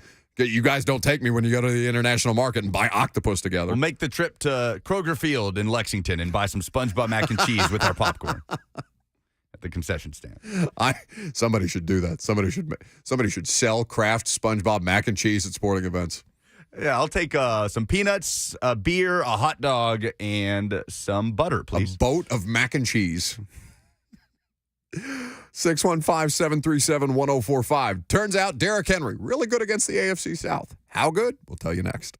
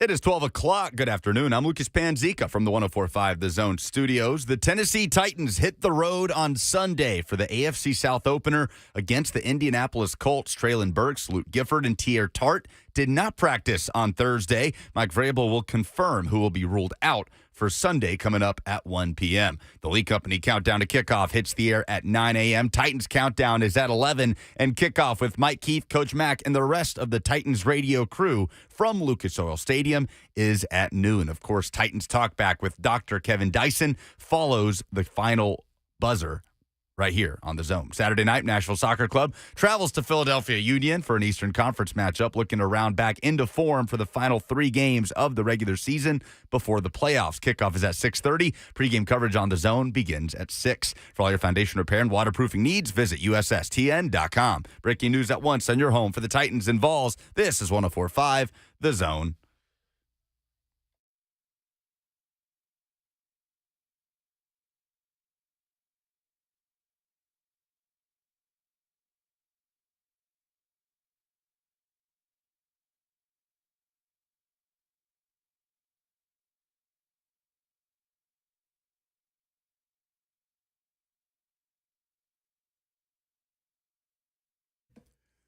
I think Philip Forsberg rattled Lucas's confidence. I think you're shook. Why did I say final buzzer? I don't know. There's no final buzzer in a football game. The way that you stalled out in the middle of that, it left me a window. I thought about it. You looked at me. We made eye contact. You shrugged and said, I don't know, and kept talking. I'm 0 for 2.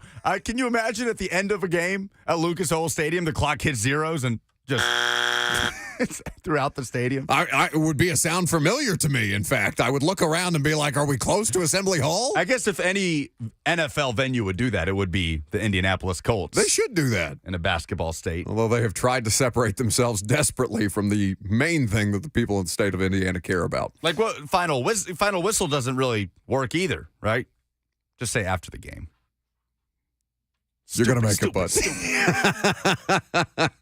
615-737-1045 is the number. We have had more texts and calls today about the SpongeBob mac and cheese return than we have any other topic, though we will talk about Derrick Henry's record of success against the AFC South here in just a second. Our dear friend Stephen Young at Home Street Home texted me and said that they have meetings for those of us struggling with SpongeBob mac and cheese disorder. He offered to send us some times and locations should we need to seek help. David, calling us only from what it says is 440, which I love. More people should call in with just the highway as their location. David is up next on 104.5 The Zone. What's happening? Buck, how you doing today? I'm great, bud. What's Cam Newton going to do for people today? He no. won Auburn the national championship. Let me tell you what I just read. Cam Newton hates mac and cheese. Oh. It's not one of his favorites, so I don't know how they ever progressed with mac and cheese without Cam Newton eating it. David, that made me so happy. Thank you. I appreciate the call. David yesterday, who called to chew me out for denigrating the Auburn national championship team because I said they had no business being there without Cam Newton, who, by the way, is doing the rounds again with RG3's podcast. You see that? He is not so subtly lobbying for the Jets job. Robert Griffin III is also talking about this stuff, too. Oh, Newton is lobbying to be the quarterback of the Jets. Cam is lobbying for the opportunity to come in and be the Jets quarterback. God loves Zach Wilson. He just has to. When everybody knows that you stink, and when even the camera, it's almost like Sam Darnold. It's that franchise. It's cursed, right? Sam Darnold seeing ghosts in a Jets uniform. The camera pans to Zach Wilson after he gives a fumble away at the end of the game, a game that he's otherwise played spectacularly in. And all you see him mouth to his teammate is, I blew it, bro. It's on me. Oof. I don't know if David had a reference to this, but when he said Cam Newton hates mac and cheese, but, that is the nickname Cam Newton gave Mac Jones. Mac and cheese? Yes. As the Patriots quarterback? He refers to Mac Jones as mac and cheese, which is kind of disrespectful. Why? I don't know. Would you like that nickname?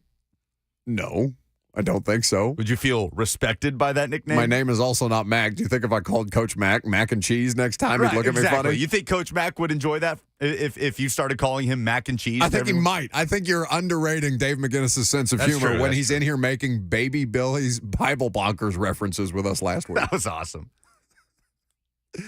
Anyway, Derrick Henry's really good against the AFC South, in case you hadn't heard. So the Colts and the Titans, they play this weekend. This is the first AFC South opponent that the team will face in 2023. The other three teams in the division have all played 2 divisional games thus far. Titans need to get off to the rare fast start. So, Derrick in particular is going to be, I think, if I had to guess, a feature of the game plan, given that the Colts have not been overwhelmingly sound against the run. Teams have been able to move the ball on the ground against them. And the scoring defense is where the Colts have excelled. That is the best. That's the area where they have performed the best anywhere on the field. Now, Derrick Henry in games against the AFC South, because as Coach Dave McGinnis, we mentioned earlier in our weekly visit with him presented by Two Rivers Ford, he mentioned that the recent history of the Titans' success against the Colts, it doesn't matter in this game because history is just there to be changed and streaks are made to be broken and all these different things that we talk about not really having any impact on the upcoming competition. But the thing that does play into this is Derrick Henry's historical success against the division versus the AFC South.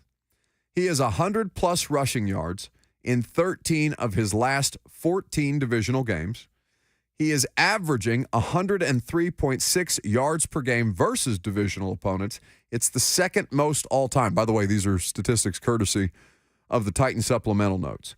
His 5.47 yards per carry versus divisional opponents is the most all-time. He is literally the king of the AFC South. Now, Derrick had his first 100-yard game on Sunday against the Bengals. He had his longest gain of the season on the 29-yard touchdown.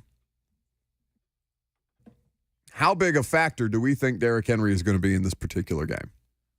Which AFC South team do you think he's had the most success against? The Texans. Rank them. Like, just in terms of yards. Texans, Jags, Colts. Yeah, it's Texans, Jags. Did you check this? No. Okay. I have been at every one, though. So yeah, against the Colts, Derrick Henry has 253 carries for 1,287 yards, 7 touchdowns in 14 games. That is an average of 5.1 yards per carry. It's pretty good. D. Good says, wait, Henry good against the South? Who would have thought? Yeah, but you don't realize how good. And I think most people would say probably the Jags is the franchise that he's had the most success against. Because he has 4 touchdowns, almost 300-yard performance against them in a primetime game. It was a Thursday night football game. It was Buck and Aikman on the call. The 99-yard game? Mm-hmm. It was Thursday night, yeah, 2018. Do you know, and I don't know who this gentleman was. I was never able to figure it out. And I was sitting in a much different spot in the press box than I am now. But during that ungodly Derrick Henry performance, you have been in the press box. Would you say that it's easy for an individual to fall asleep in the press box? Depends on the stadium and the game. Well, this is Nissan Stadium. This is at night for a primetime divisional game against the Jags. Then no. I wouldn't think so. This is a game in which Derrick Henry has a 99-yard rushing touchdown to go along with, I believe, 3 other rushing touchdowns in the game, en route to breaking Eddie George's single-game rushing yardage performance. There is a gentleman who is sitting in front of me, a row in front of me in the press box at Nissan Stadium. Lucas, when I tell you that he is passed out, leaned back in his chair, mouth open and snoring. Oh, do you know the outlet? Or would you not be willing to say what outlet he works for? I don't recall the outlet. All I know is that I was a back row press box person then. Now I'm a front row press box person at this stage of my professional career. It wasn't a Titans reporter, right? He was somebody who was regularly at the games. I don't believe I've seen him since, because I took a video of this individual. It's probably still out there on the internet. That's fantastic. And tweeted it. He was an elderly gentleman, so I don't know I don't know how elderly at the time, but if you were falling asleep in the press box, again, sports writers, they tend to people in sports generally, especially people with microphones like Lucas and myself, you are going to have to pry this out of our skeletal remains, the microphones, is how most people go into the great career beyond. But that this man was passed out asleep in the press box in front of me is something that lives forever in my memory because it was also one of the most historical Derrick Henry games I've ever seen. No one tried to, shoot popcorn into his mouth. I imagine that a game would have broken out amongst the local reporters. Had I been sitting with the rest of my friends and colleagues at the time, again, this was a different time in my life, and I was scared to lose my press box credential. I didn't know who this individual was. I didn't know if he ranked higher than me in the media pecking order. I'm certain that he did. I think he's been there since the dawn of time. But he has not been seen since, as far as I know, or at least I'm sitting at a different part of the press box now. So in 6 of Derrick Henry's last 7 games against Indianapolis, he has recorded 100 or more rush yards, the only exception being the 2021 game on Halloween where he broke his foot. Had 68 yards that day on 28 attempts. And he finished the game. He did finish the game. He got a critical, I can't remember, I'm pretty sure he converted the critical third down to seal the game. That was such a weird. They've had weird games at Indy with the Derrick Henry stress fracture, with the Dean Pease medical incident in the coach's booth that saw Mike Vrabel have to take over play calling mid-first quarter, I think it was. They had a Marcus ulnar nerve injury flare-up that saw Blaine Gabbert have to go in there and lose a game by double digits. But recently, they have had success at Indianapolis. We're going to talk about what their greatest advantage is heading into this game. In fact, Greg Cosell is going to do a matchup breakdown of the Titans defense versus the Colts offense on his ESPN television show, the NFL matchup show that airs every Sunday morning. And of course, you can always get it on demand on ESPN Plus or set your DVRs to record it. It's a great resource. Greg is going to explain to you his favorite defense, his favorite defensive play that the Titans run, because it's going to be featured this week on national television. You'll hear from Greg on that coming up next.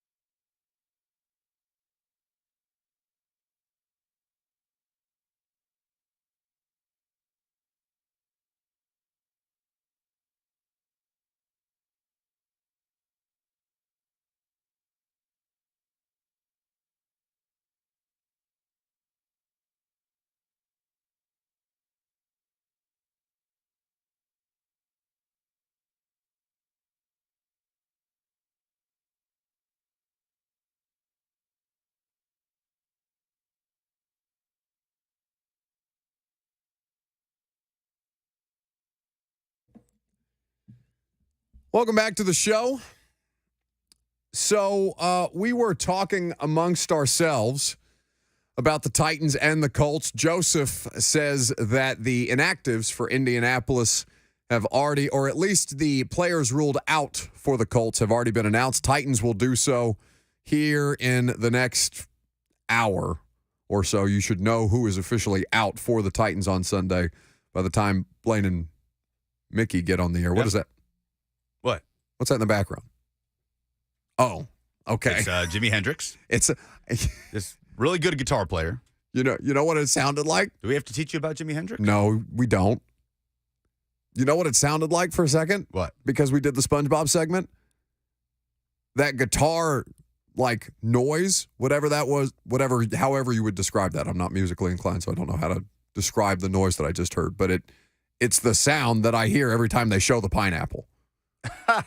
Nope. You know what I'm talking about? I do know what you're talking about. I thought you were doing a SpongeBob thing again. I got confused. Just Jimi Hendrix being a guitar god. Okay, SpongeBob, Jimi Hendrix. Same thing. The Titans, so Joseph, who have they ruled out in Indianapolis?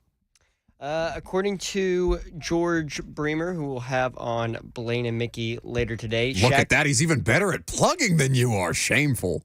Shaq Leonard is out with the groin. Kwity Paye is out with the concussion. And Bernard Raymond out with the concussion. Those are all three significant injuries for the Colts to not have. Now, Ryan Kelly is returning, the starting center. But Bernard Raymond, who I thought played decent football down the stretch for them last season. He started off pretty poorly as they try to figure out their left tackle. He was always going to be a project player out of Minnesota, if I remember correctly, from the Senior Bowl. He had been solid for them and is their starting left tackle.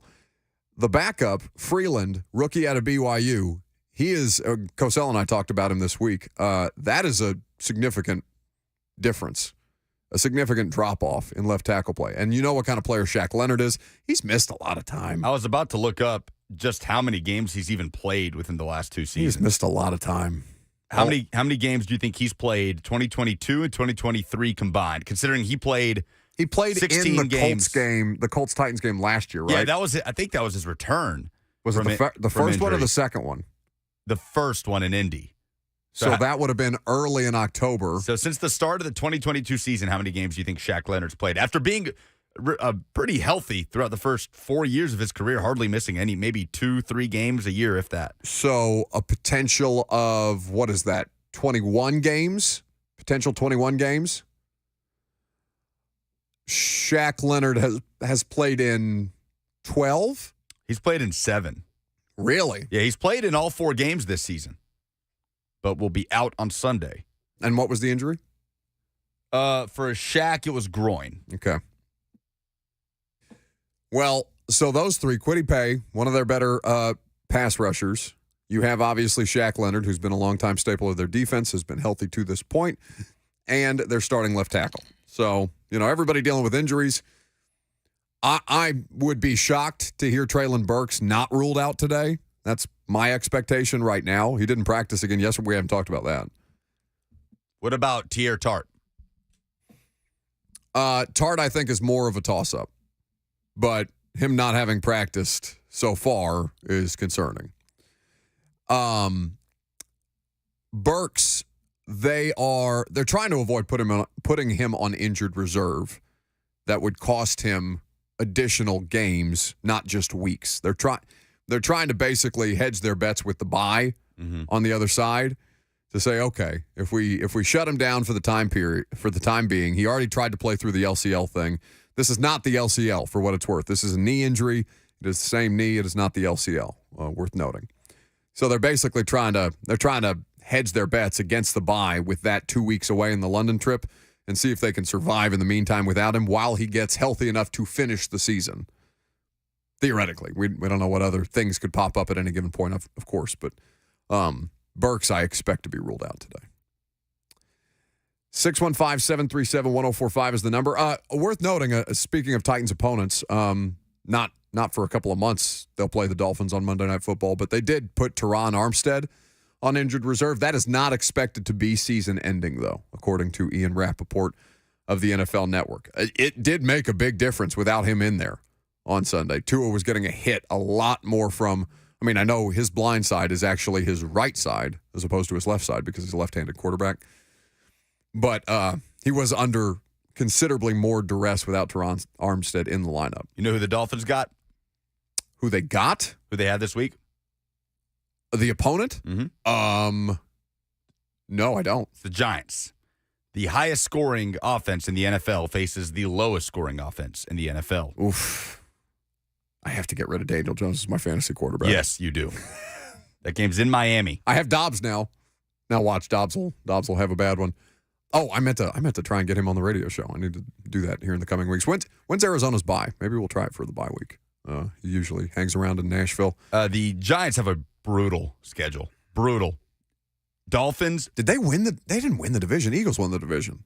Last season? Yeah. Right. Is that just a product of the divisions that they're playing? I'm not sure. The Giants, yeah, because they won in Minnesota in the playoffs last season. Yeah, but it's based on where schedule. they finished in their division last year. They would have, because Cowboys made the playoffs. Well, the Giants traveled to Miami, then they traveled to Buffalo before they host the Commanders and host the Jets and travel to the Raiders. But these next two games, just an opportunity to totally bury the Giants against the league's two most explosive offenses right now. And the Jets, I would not overlook. The Jets or Commanders, I would not overlook either of those teams. The Jets are good enough to beat people. I think that if they can, I mean, Zach Wilson doesn't even have to play as well as he did on Sunday Night Football for them to try and make the postseason. Anyway, we're getting distracted. Titans and Colts on Sunday. So obviously a big part of this is going to be finding ways to, if not outright neutralize Anthony Richardson, to find ways to survive the explosive, to find ways to confuse him, to find ways to turn the rookie quarterback over, to make him look more like a rookie than he has, at least through the first 3 games that he's played. He missed 1, of course, with the concussion. So the defense for the Titans coming off their best performance of the season? Yes. Why would that be? I'm just wondering aloud. No explosive plays, no plays over 20 yards. Well, one play, I think, over 20 yards. But consistently pressuring in the backfield. Linebackers had a great game. Every level of the defense played as well as they have all year. Now you go to Indy. You have a young quarterback. You have a quarterback who does not fear you, certainly, nor should he. He's a really, really big problem for NFL teams right now. And the Rams were barely able to survive with a great performance by Matt Stafford. Were barely able to survive in overtime on the road at Indianapolis, the late onslaught that Richardson was leading. The thing that the Titans defense does as well, if not better than anybody in professional football, is that they disguise their coverages so well to pair with that great rush. And so when I asked Greg Cosell about this game, he said, we're doing this one on TV this week. There you go. You don't think you're getting your national media coverage? You can have Greg Cosell break down your defense on national television on Sunday morning. But in the absence of waiting until Sunday morning for said breakdown, we had Greg do it on the podcast that is The Install that we drop every Wednesday. So I asked Greg what his favorite defensive play that the Titans run is, and this is how he broke it down. Yeah, it was the first third down against the Chargers where Danico Autry sacked Justin Herbert. And I loved it because of the disguise, the late movement. They lined up in a 7-man pressure front look, and they ended up dropping out and playing cover 2 invert. And what invert means, it means that your corners become your deep half players as opposed to your safeties. And they ended up only rushing 4, and they got the one-on-one that Coach Bowen always wants, one-on-one for his pass rushers, and they got Autry one-on-one with the right tackle based on the protection scheme by the Chargers. He beat the right tackle, and they got a sack because where Herbert wanted to throw the ball got taken away by the late movement and the rotation to the cover 2 invert. I thought it was just beautifully, beautifully done. And it's very representative of the kinds of things that the Titans do on defense, particularly on third down. They're trying to make you think for an extra fraction of a second as the quarterback. They're trying to make you think that you are seeing something different or not recognizing something immediately, or that the piece is in place. When we talk about zone exchange pressures, right? Simulated pressures, where you're bringing 4, but it looks like you might be bringing additional blitzers, where Bud Dupree, well, I guess not Bud Dupree, but Harold Landry, I haven't seen, have they dropped key into coverage often? I haven't seen that the way that they used to do with Bud. I need to go back and look specifically to see if he's played coverage snaps, but that's not something that jumps into my mind. Either way, Weaver has played in coverage. When they drop an outside linebacker, for example, or hell, they'll drop Tart and bring the corner, the nickel corner, or they'll send the inside linebacker as the 4th man to just try and make Josh Allen or Justin Herbert, young quarterbacks who are still learning a lot of defenses. And I know Allen and Herbert have been in the league for a while, but they've used this to their success against high-level players early in their careers. This is something that can be deployed as an effective strategy because Anthony Richardson just hasn't seen enough defense yet. We talked about his slow start to the football game yesterday and how that was really the biggest reason that the Rams were able to come out of there with a win. Because Stafford played well enough. Rams defense didn't have a lot of answers for the Colts. Didn't have a lot of answers for Richardson. Certainly didn't have answers for him late in the game as he was rallying back to almost complete a 23-point comeback. It's going to have to be, I mean, the thing that makes them special week in and week out is defense first, Derrick Henry second, probably right now as we see it. But this is going to have to be one of those performances from the Titans defense because I think that, while Anthony Richardson is obviously ascending, he just got here, he is on a very high-level trajectory, and I think that if you get an opportunity to steal one on the road early in his career as opposed to later when he's had more time to learn, to understand defenses, to play the Titans, that this is their best chance as they attempt to, I mean, how many times have they swept the Colts in the last couple of years? I don't think they're going to, I don't think this year is a sweep, just they're a more competitive football team because the quarterback situation has been figured out. They've swept in each of the last 2 seasons. Last loss was 2020 at Nissan Stadium to Philip Rivers. That's right. The punter. I didn't say anything about where he drove. 615-737-1045 is the number if you want to get in. Chuck in Clarksville is next. Hey, Buck. I think the Titans should watch the film of University of Kentucky last year against Richardson. They confused the heck out of him. And if Amani Hooker will watch the film, if the way the Titans corners play back off the receivers, Richardson's going to try a quick pass to one of those or a slant to one of those.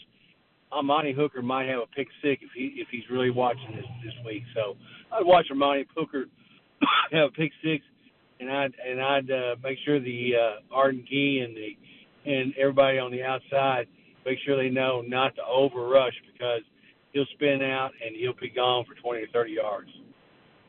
He's just such an electric runner. Thank you for the call, Chuck. Yeah, that Kentucky game was early in the season. It was the week after the Utah game to open the season for Florida, where Richardson's on Heisman boards, right, after week 1. Sure.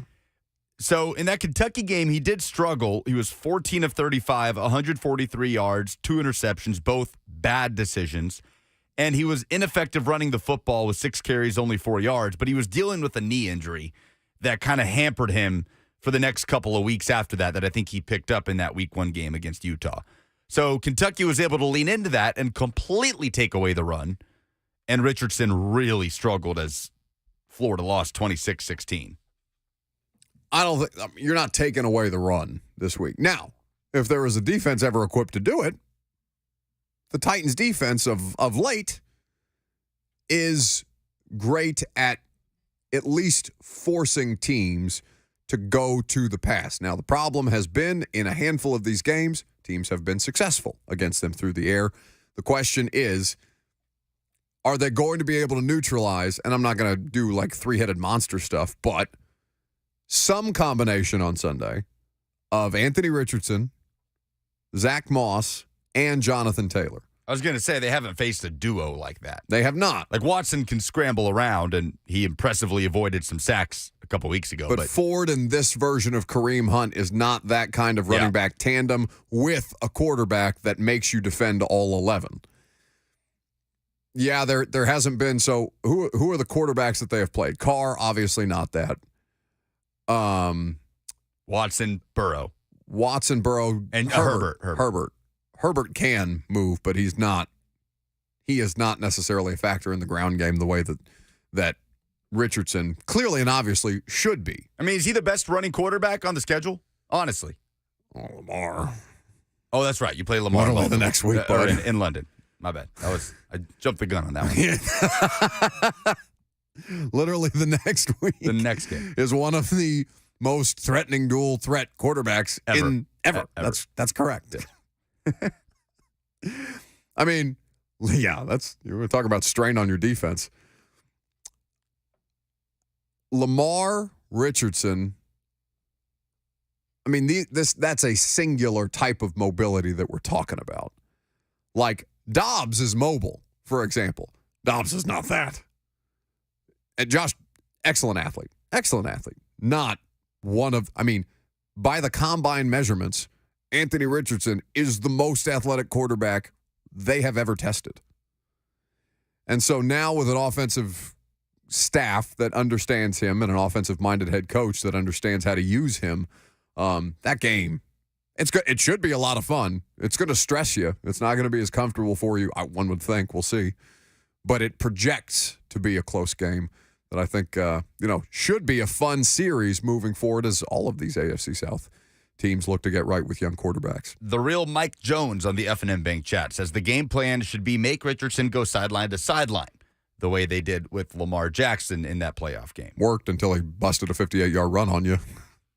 Yeah, and not in that game, but yes. In the playoff game?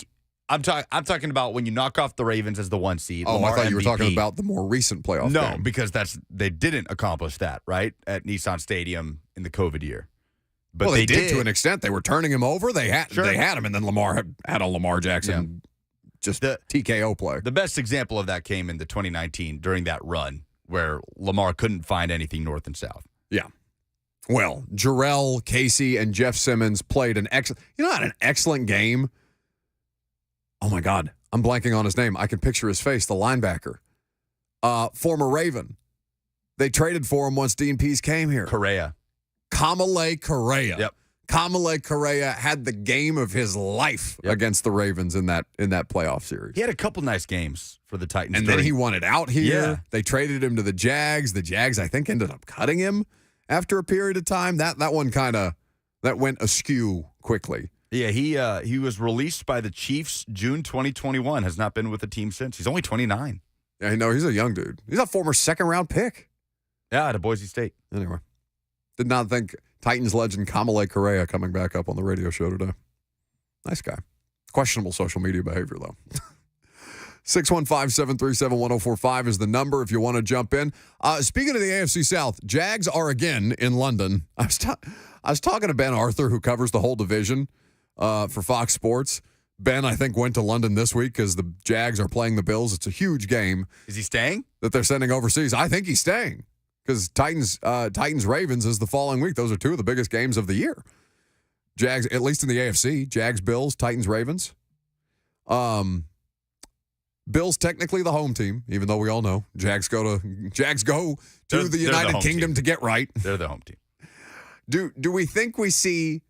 I mean, are there an overwhelming amount of Jags fans? They have committed to playing one game a year there, as if they weren't already. I never know. Like they show all these fans in Jags uniform or in Jags jerseys in the stadium, and I'm sitting there like, is that guy from Florida or is he British? I truly have no idea. He's wearing a Jay Cutler Dolphins jersey. How did that happen? 615-737-1045 is the number. Charlie in Franklin is next. Yeah, I hate to mess up your football people. I know they hate us, but my wife and two cats at least appreciate what I'm going to say. About 3 weeks ago, I called and told you about the Ryder Cup was a sham. I just wanted to report that Spieth, Fowler, and Justin Thomas helped the Ryder Cup team 0.75 of 1 point.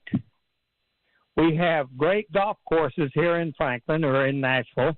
We have great people that love golf, so I at least think that we care about it, and it doesn't seem like we ever talk about it. So that's my spill, and I'm sorry to mess you all up. No, Charlie, I am totally willing to let you be our golf correspondent moving forward because you're right. We will not talk about golf. Charlie called that, though. He did. I think it was his dumbest thing in sports this week, a couple weeks ago. No, Charlie, call whenever you want to talk about golf because I can promise you that it will not make an appearance on the radio show unless the Saudis buy golf again. He was not happy about the Ryder Cup team. He shouldn't be.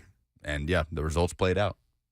Last call for phone calls, 615-737-1045. Tyler Dial says, I didn't think we'd have to wait until Friday to hear from Charlie. He could have called earlier in the week. Charlie is always there. And it's, you know what's reassuring? To know he is also a cat dad. I was going to say, respect to Charlie for saying my 2 cats will appreciate this. He joins the Loyal Legion. I feel like we have created now a community. It's you, it's me, it's Bert, it's Josh Wiley, it's Chigaconquo, it's Elijah Molden, and it's Charlie from Franklin. Charlie is one of us. He is one of us. He may not know it, but he is one of us. I think he does. Do you think your cats appreciate what you do? What I do? Yeah, I mean, Charlie called in. He said, my 2 cats will appreciate this. No, the cats do not appreciate anything about me. The cats would change the locks on me when I leave for London if they could. Our cats are so different, man. My cat comes running to me when I get home. Like no, mine do too, but then they're also, immediately disinterested, and then all Leo wants to do is scream at me when you're trying to call me to play on the show in the morning.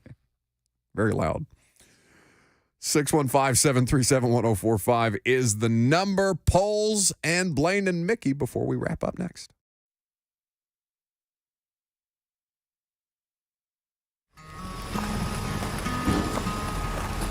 "40 years ago, we opened our doors with one mission in mind. We'll be right back with the top 10 songs of 1983. To sell quality American-made vehicles at a fair price. You have arrived. And we've loved every minute of the ride. Celebrating 40 years of Two Rivers Ford.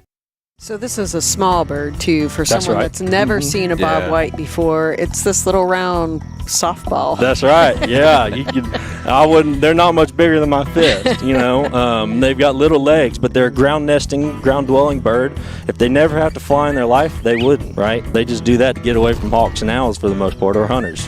What they need is largely herbaceous plant communities, right? So they need wildflowers. They need a small proportion of grasses. I don't need vast grasslands, right? I need stuff that most people would call weeds. Those are providing good brood cover, good nesting cover, a lot of insects, right? That's what chicks need to develop early. Bridgestone Firestone is a quail focus or focal area. So tell us a little bit why. Yeah, it's largely because there are very few places that have wild quail in the state of Tennessee anymore.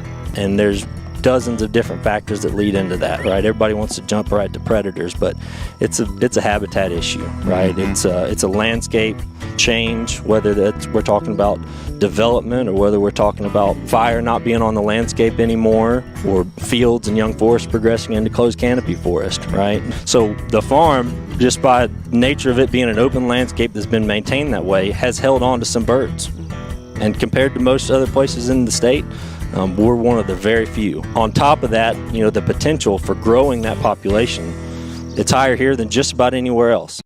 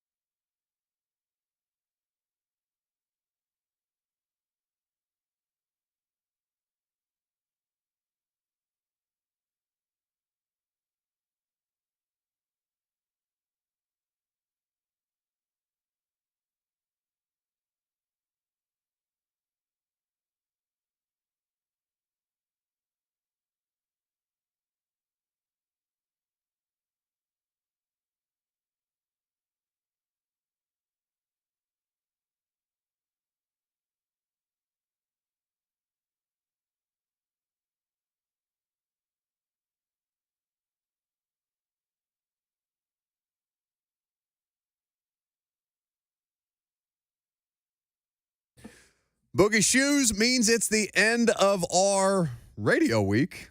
But is it?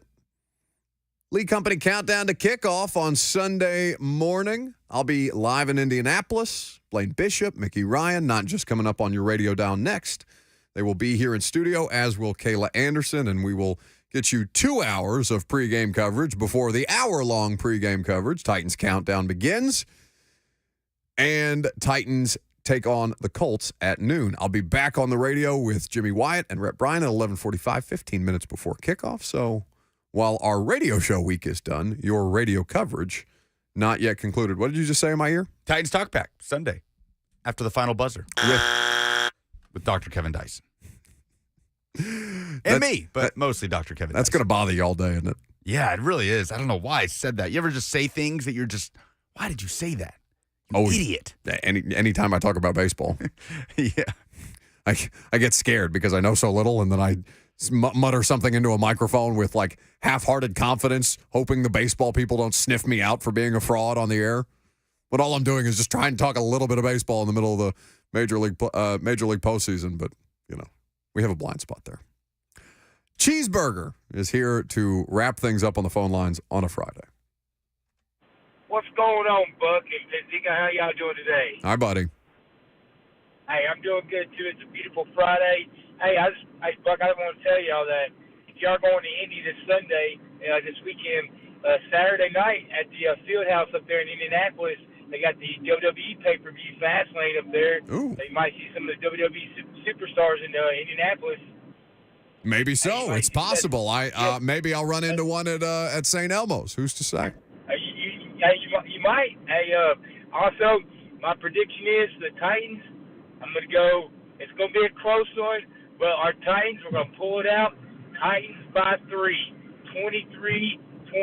Let's go, baby. Tighten up.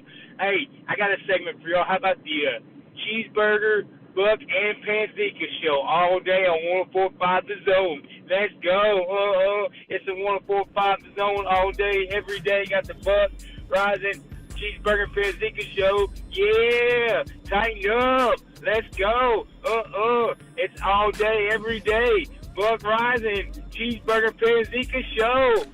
104.5 The Zone, 10 a.m. to 1 every day. Oh, yeah. Tighten up. Let's go. It's so good. It doesn't get old. Every time. Love that guy. Big No shout fan out of for Florida Cheeseburger. State. No, he did not shout out his Knowles this weekend. Who they play? Virginia Tech. Oh. The lowly Hokies. He probably feels pretty good about that one. Either way, we always enjoy Cheeseburger. All right, polls, please. Oh, no, not yet. What do you mean, no? Say something. A poll. Hello, everyone listening to the Buck Rising Show. This is Benjamin Kenobi, better known as Obi-Wan. I have but one thing to say. Lucas, use the Force. Use the Force, Lucas, to help interpret what the hell Chewie is saying.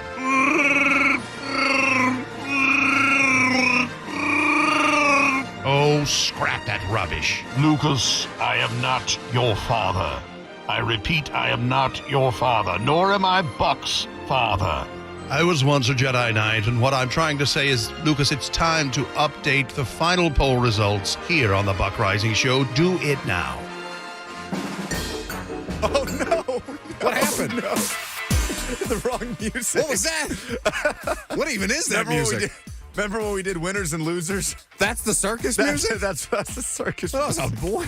I just got so disoriented. It's adjacent to the polls music bed. Do you have the Notebook music back there, too? Is that still out there? No, that's gone. Thank God. Yeah. That was such a bad idea by me. The polls presented by Two Rivers Ford, who sells below MSRP on any non-specialty new Ford. What is the Titans' biggest advantage on Sunday? Scoob says the fact that they'll have more fans in the stands. I will say the environment at Lucas Oil last season was not impressive, shall I say. Well, Matt Ryan was their quarterback, so precious little for there to be an environment about. Yeah.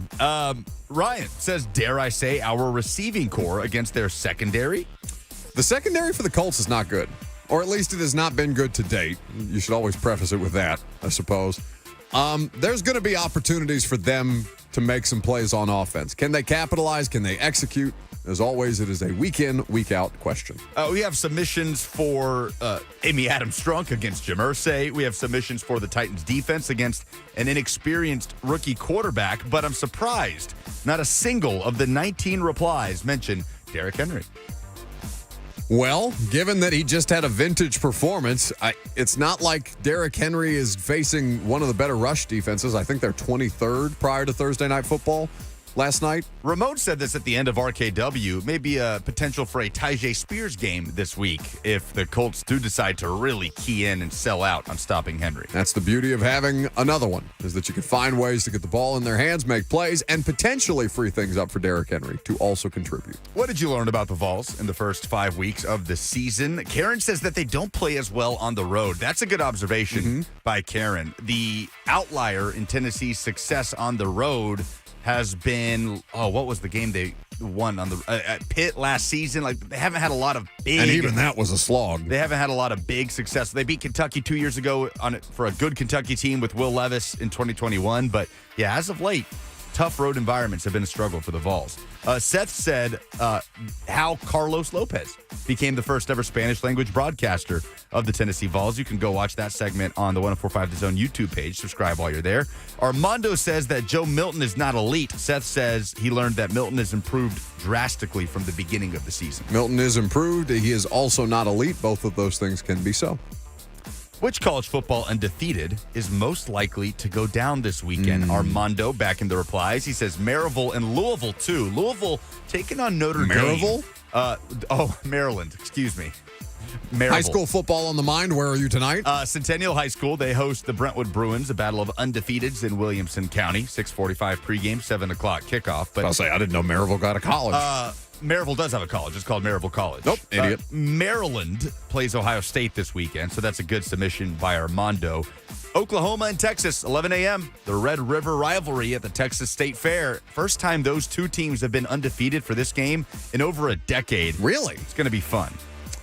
Will be a great weekend of college football. Certainly enjoy some time off watching some other college football for you Vols fans. Titans and Colts will have you covered from Indianapolis. I'll be up there on Sunday. Well, I'll be up there tomorrow. I'm back on Sunday night. We'll do prime time from home.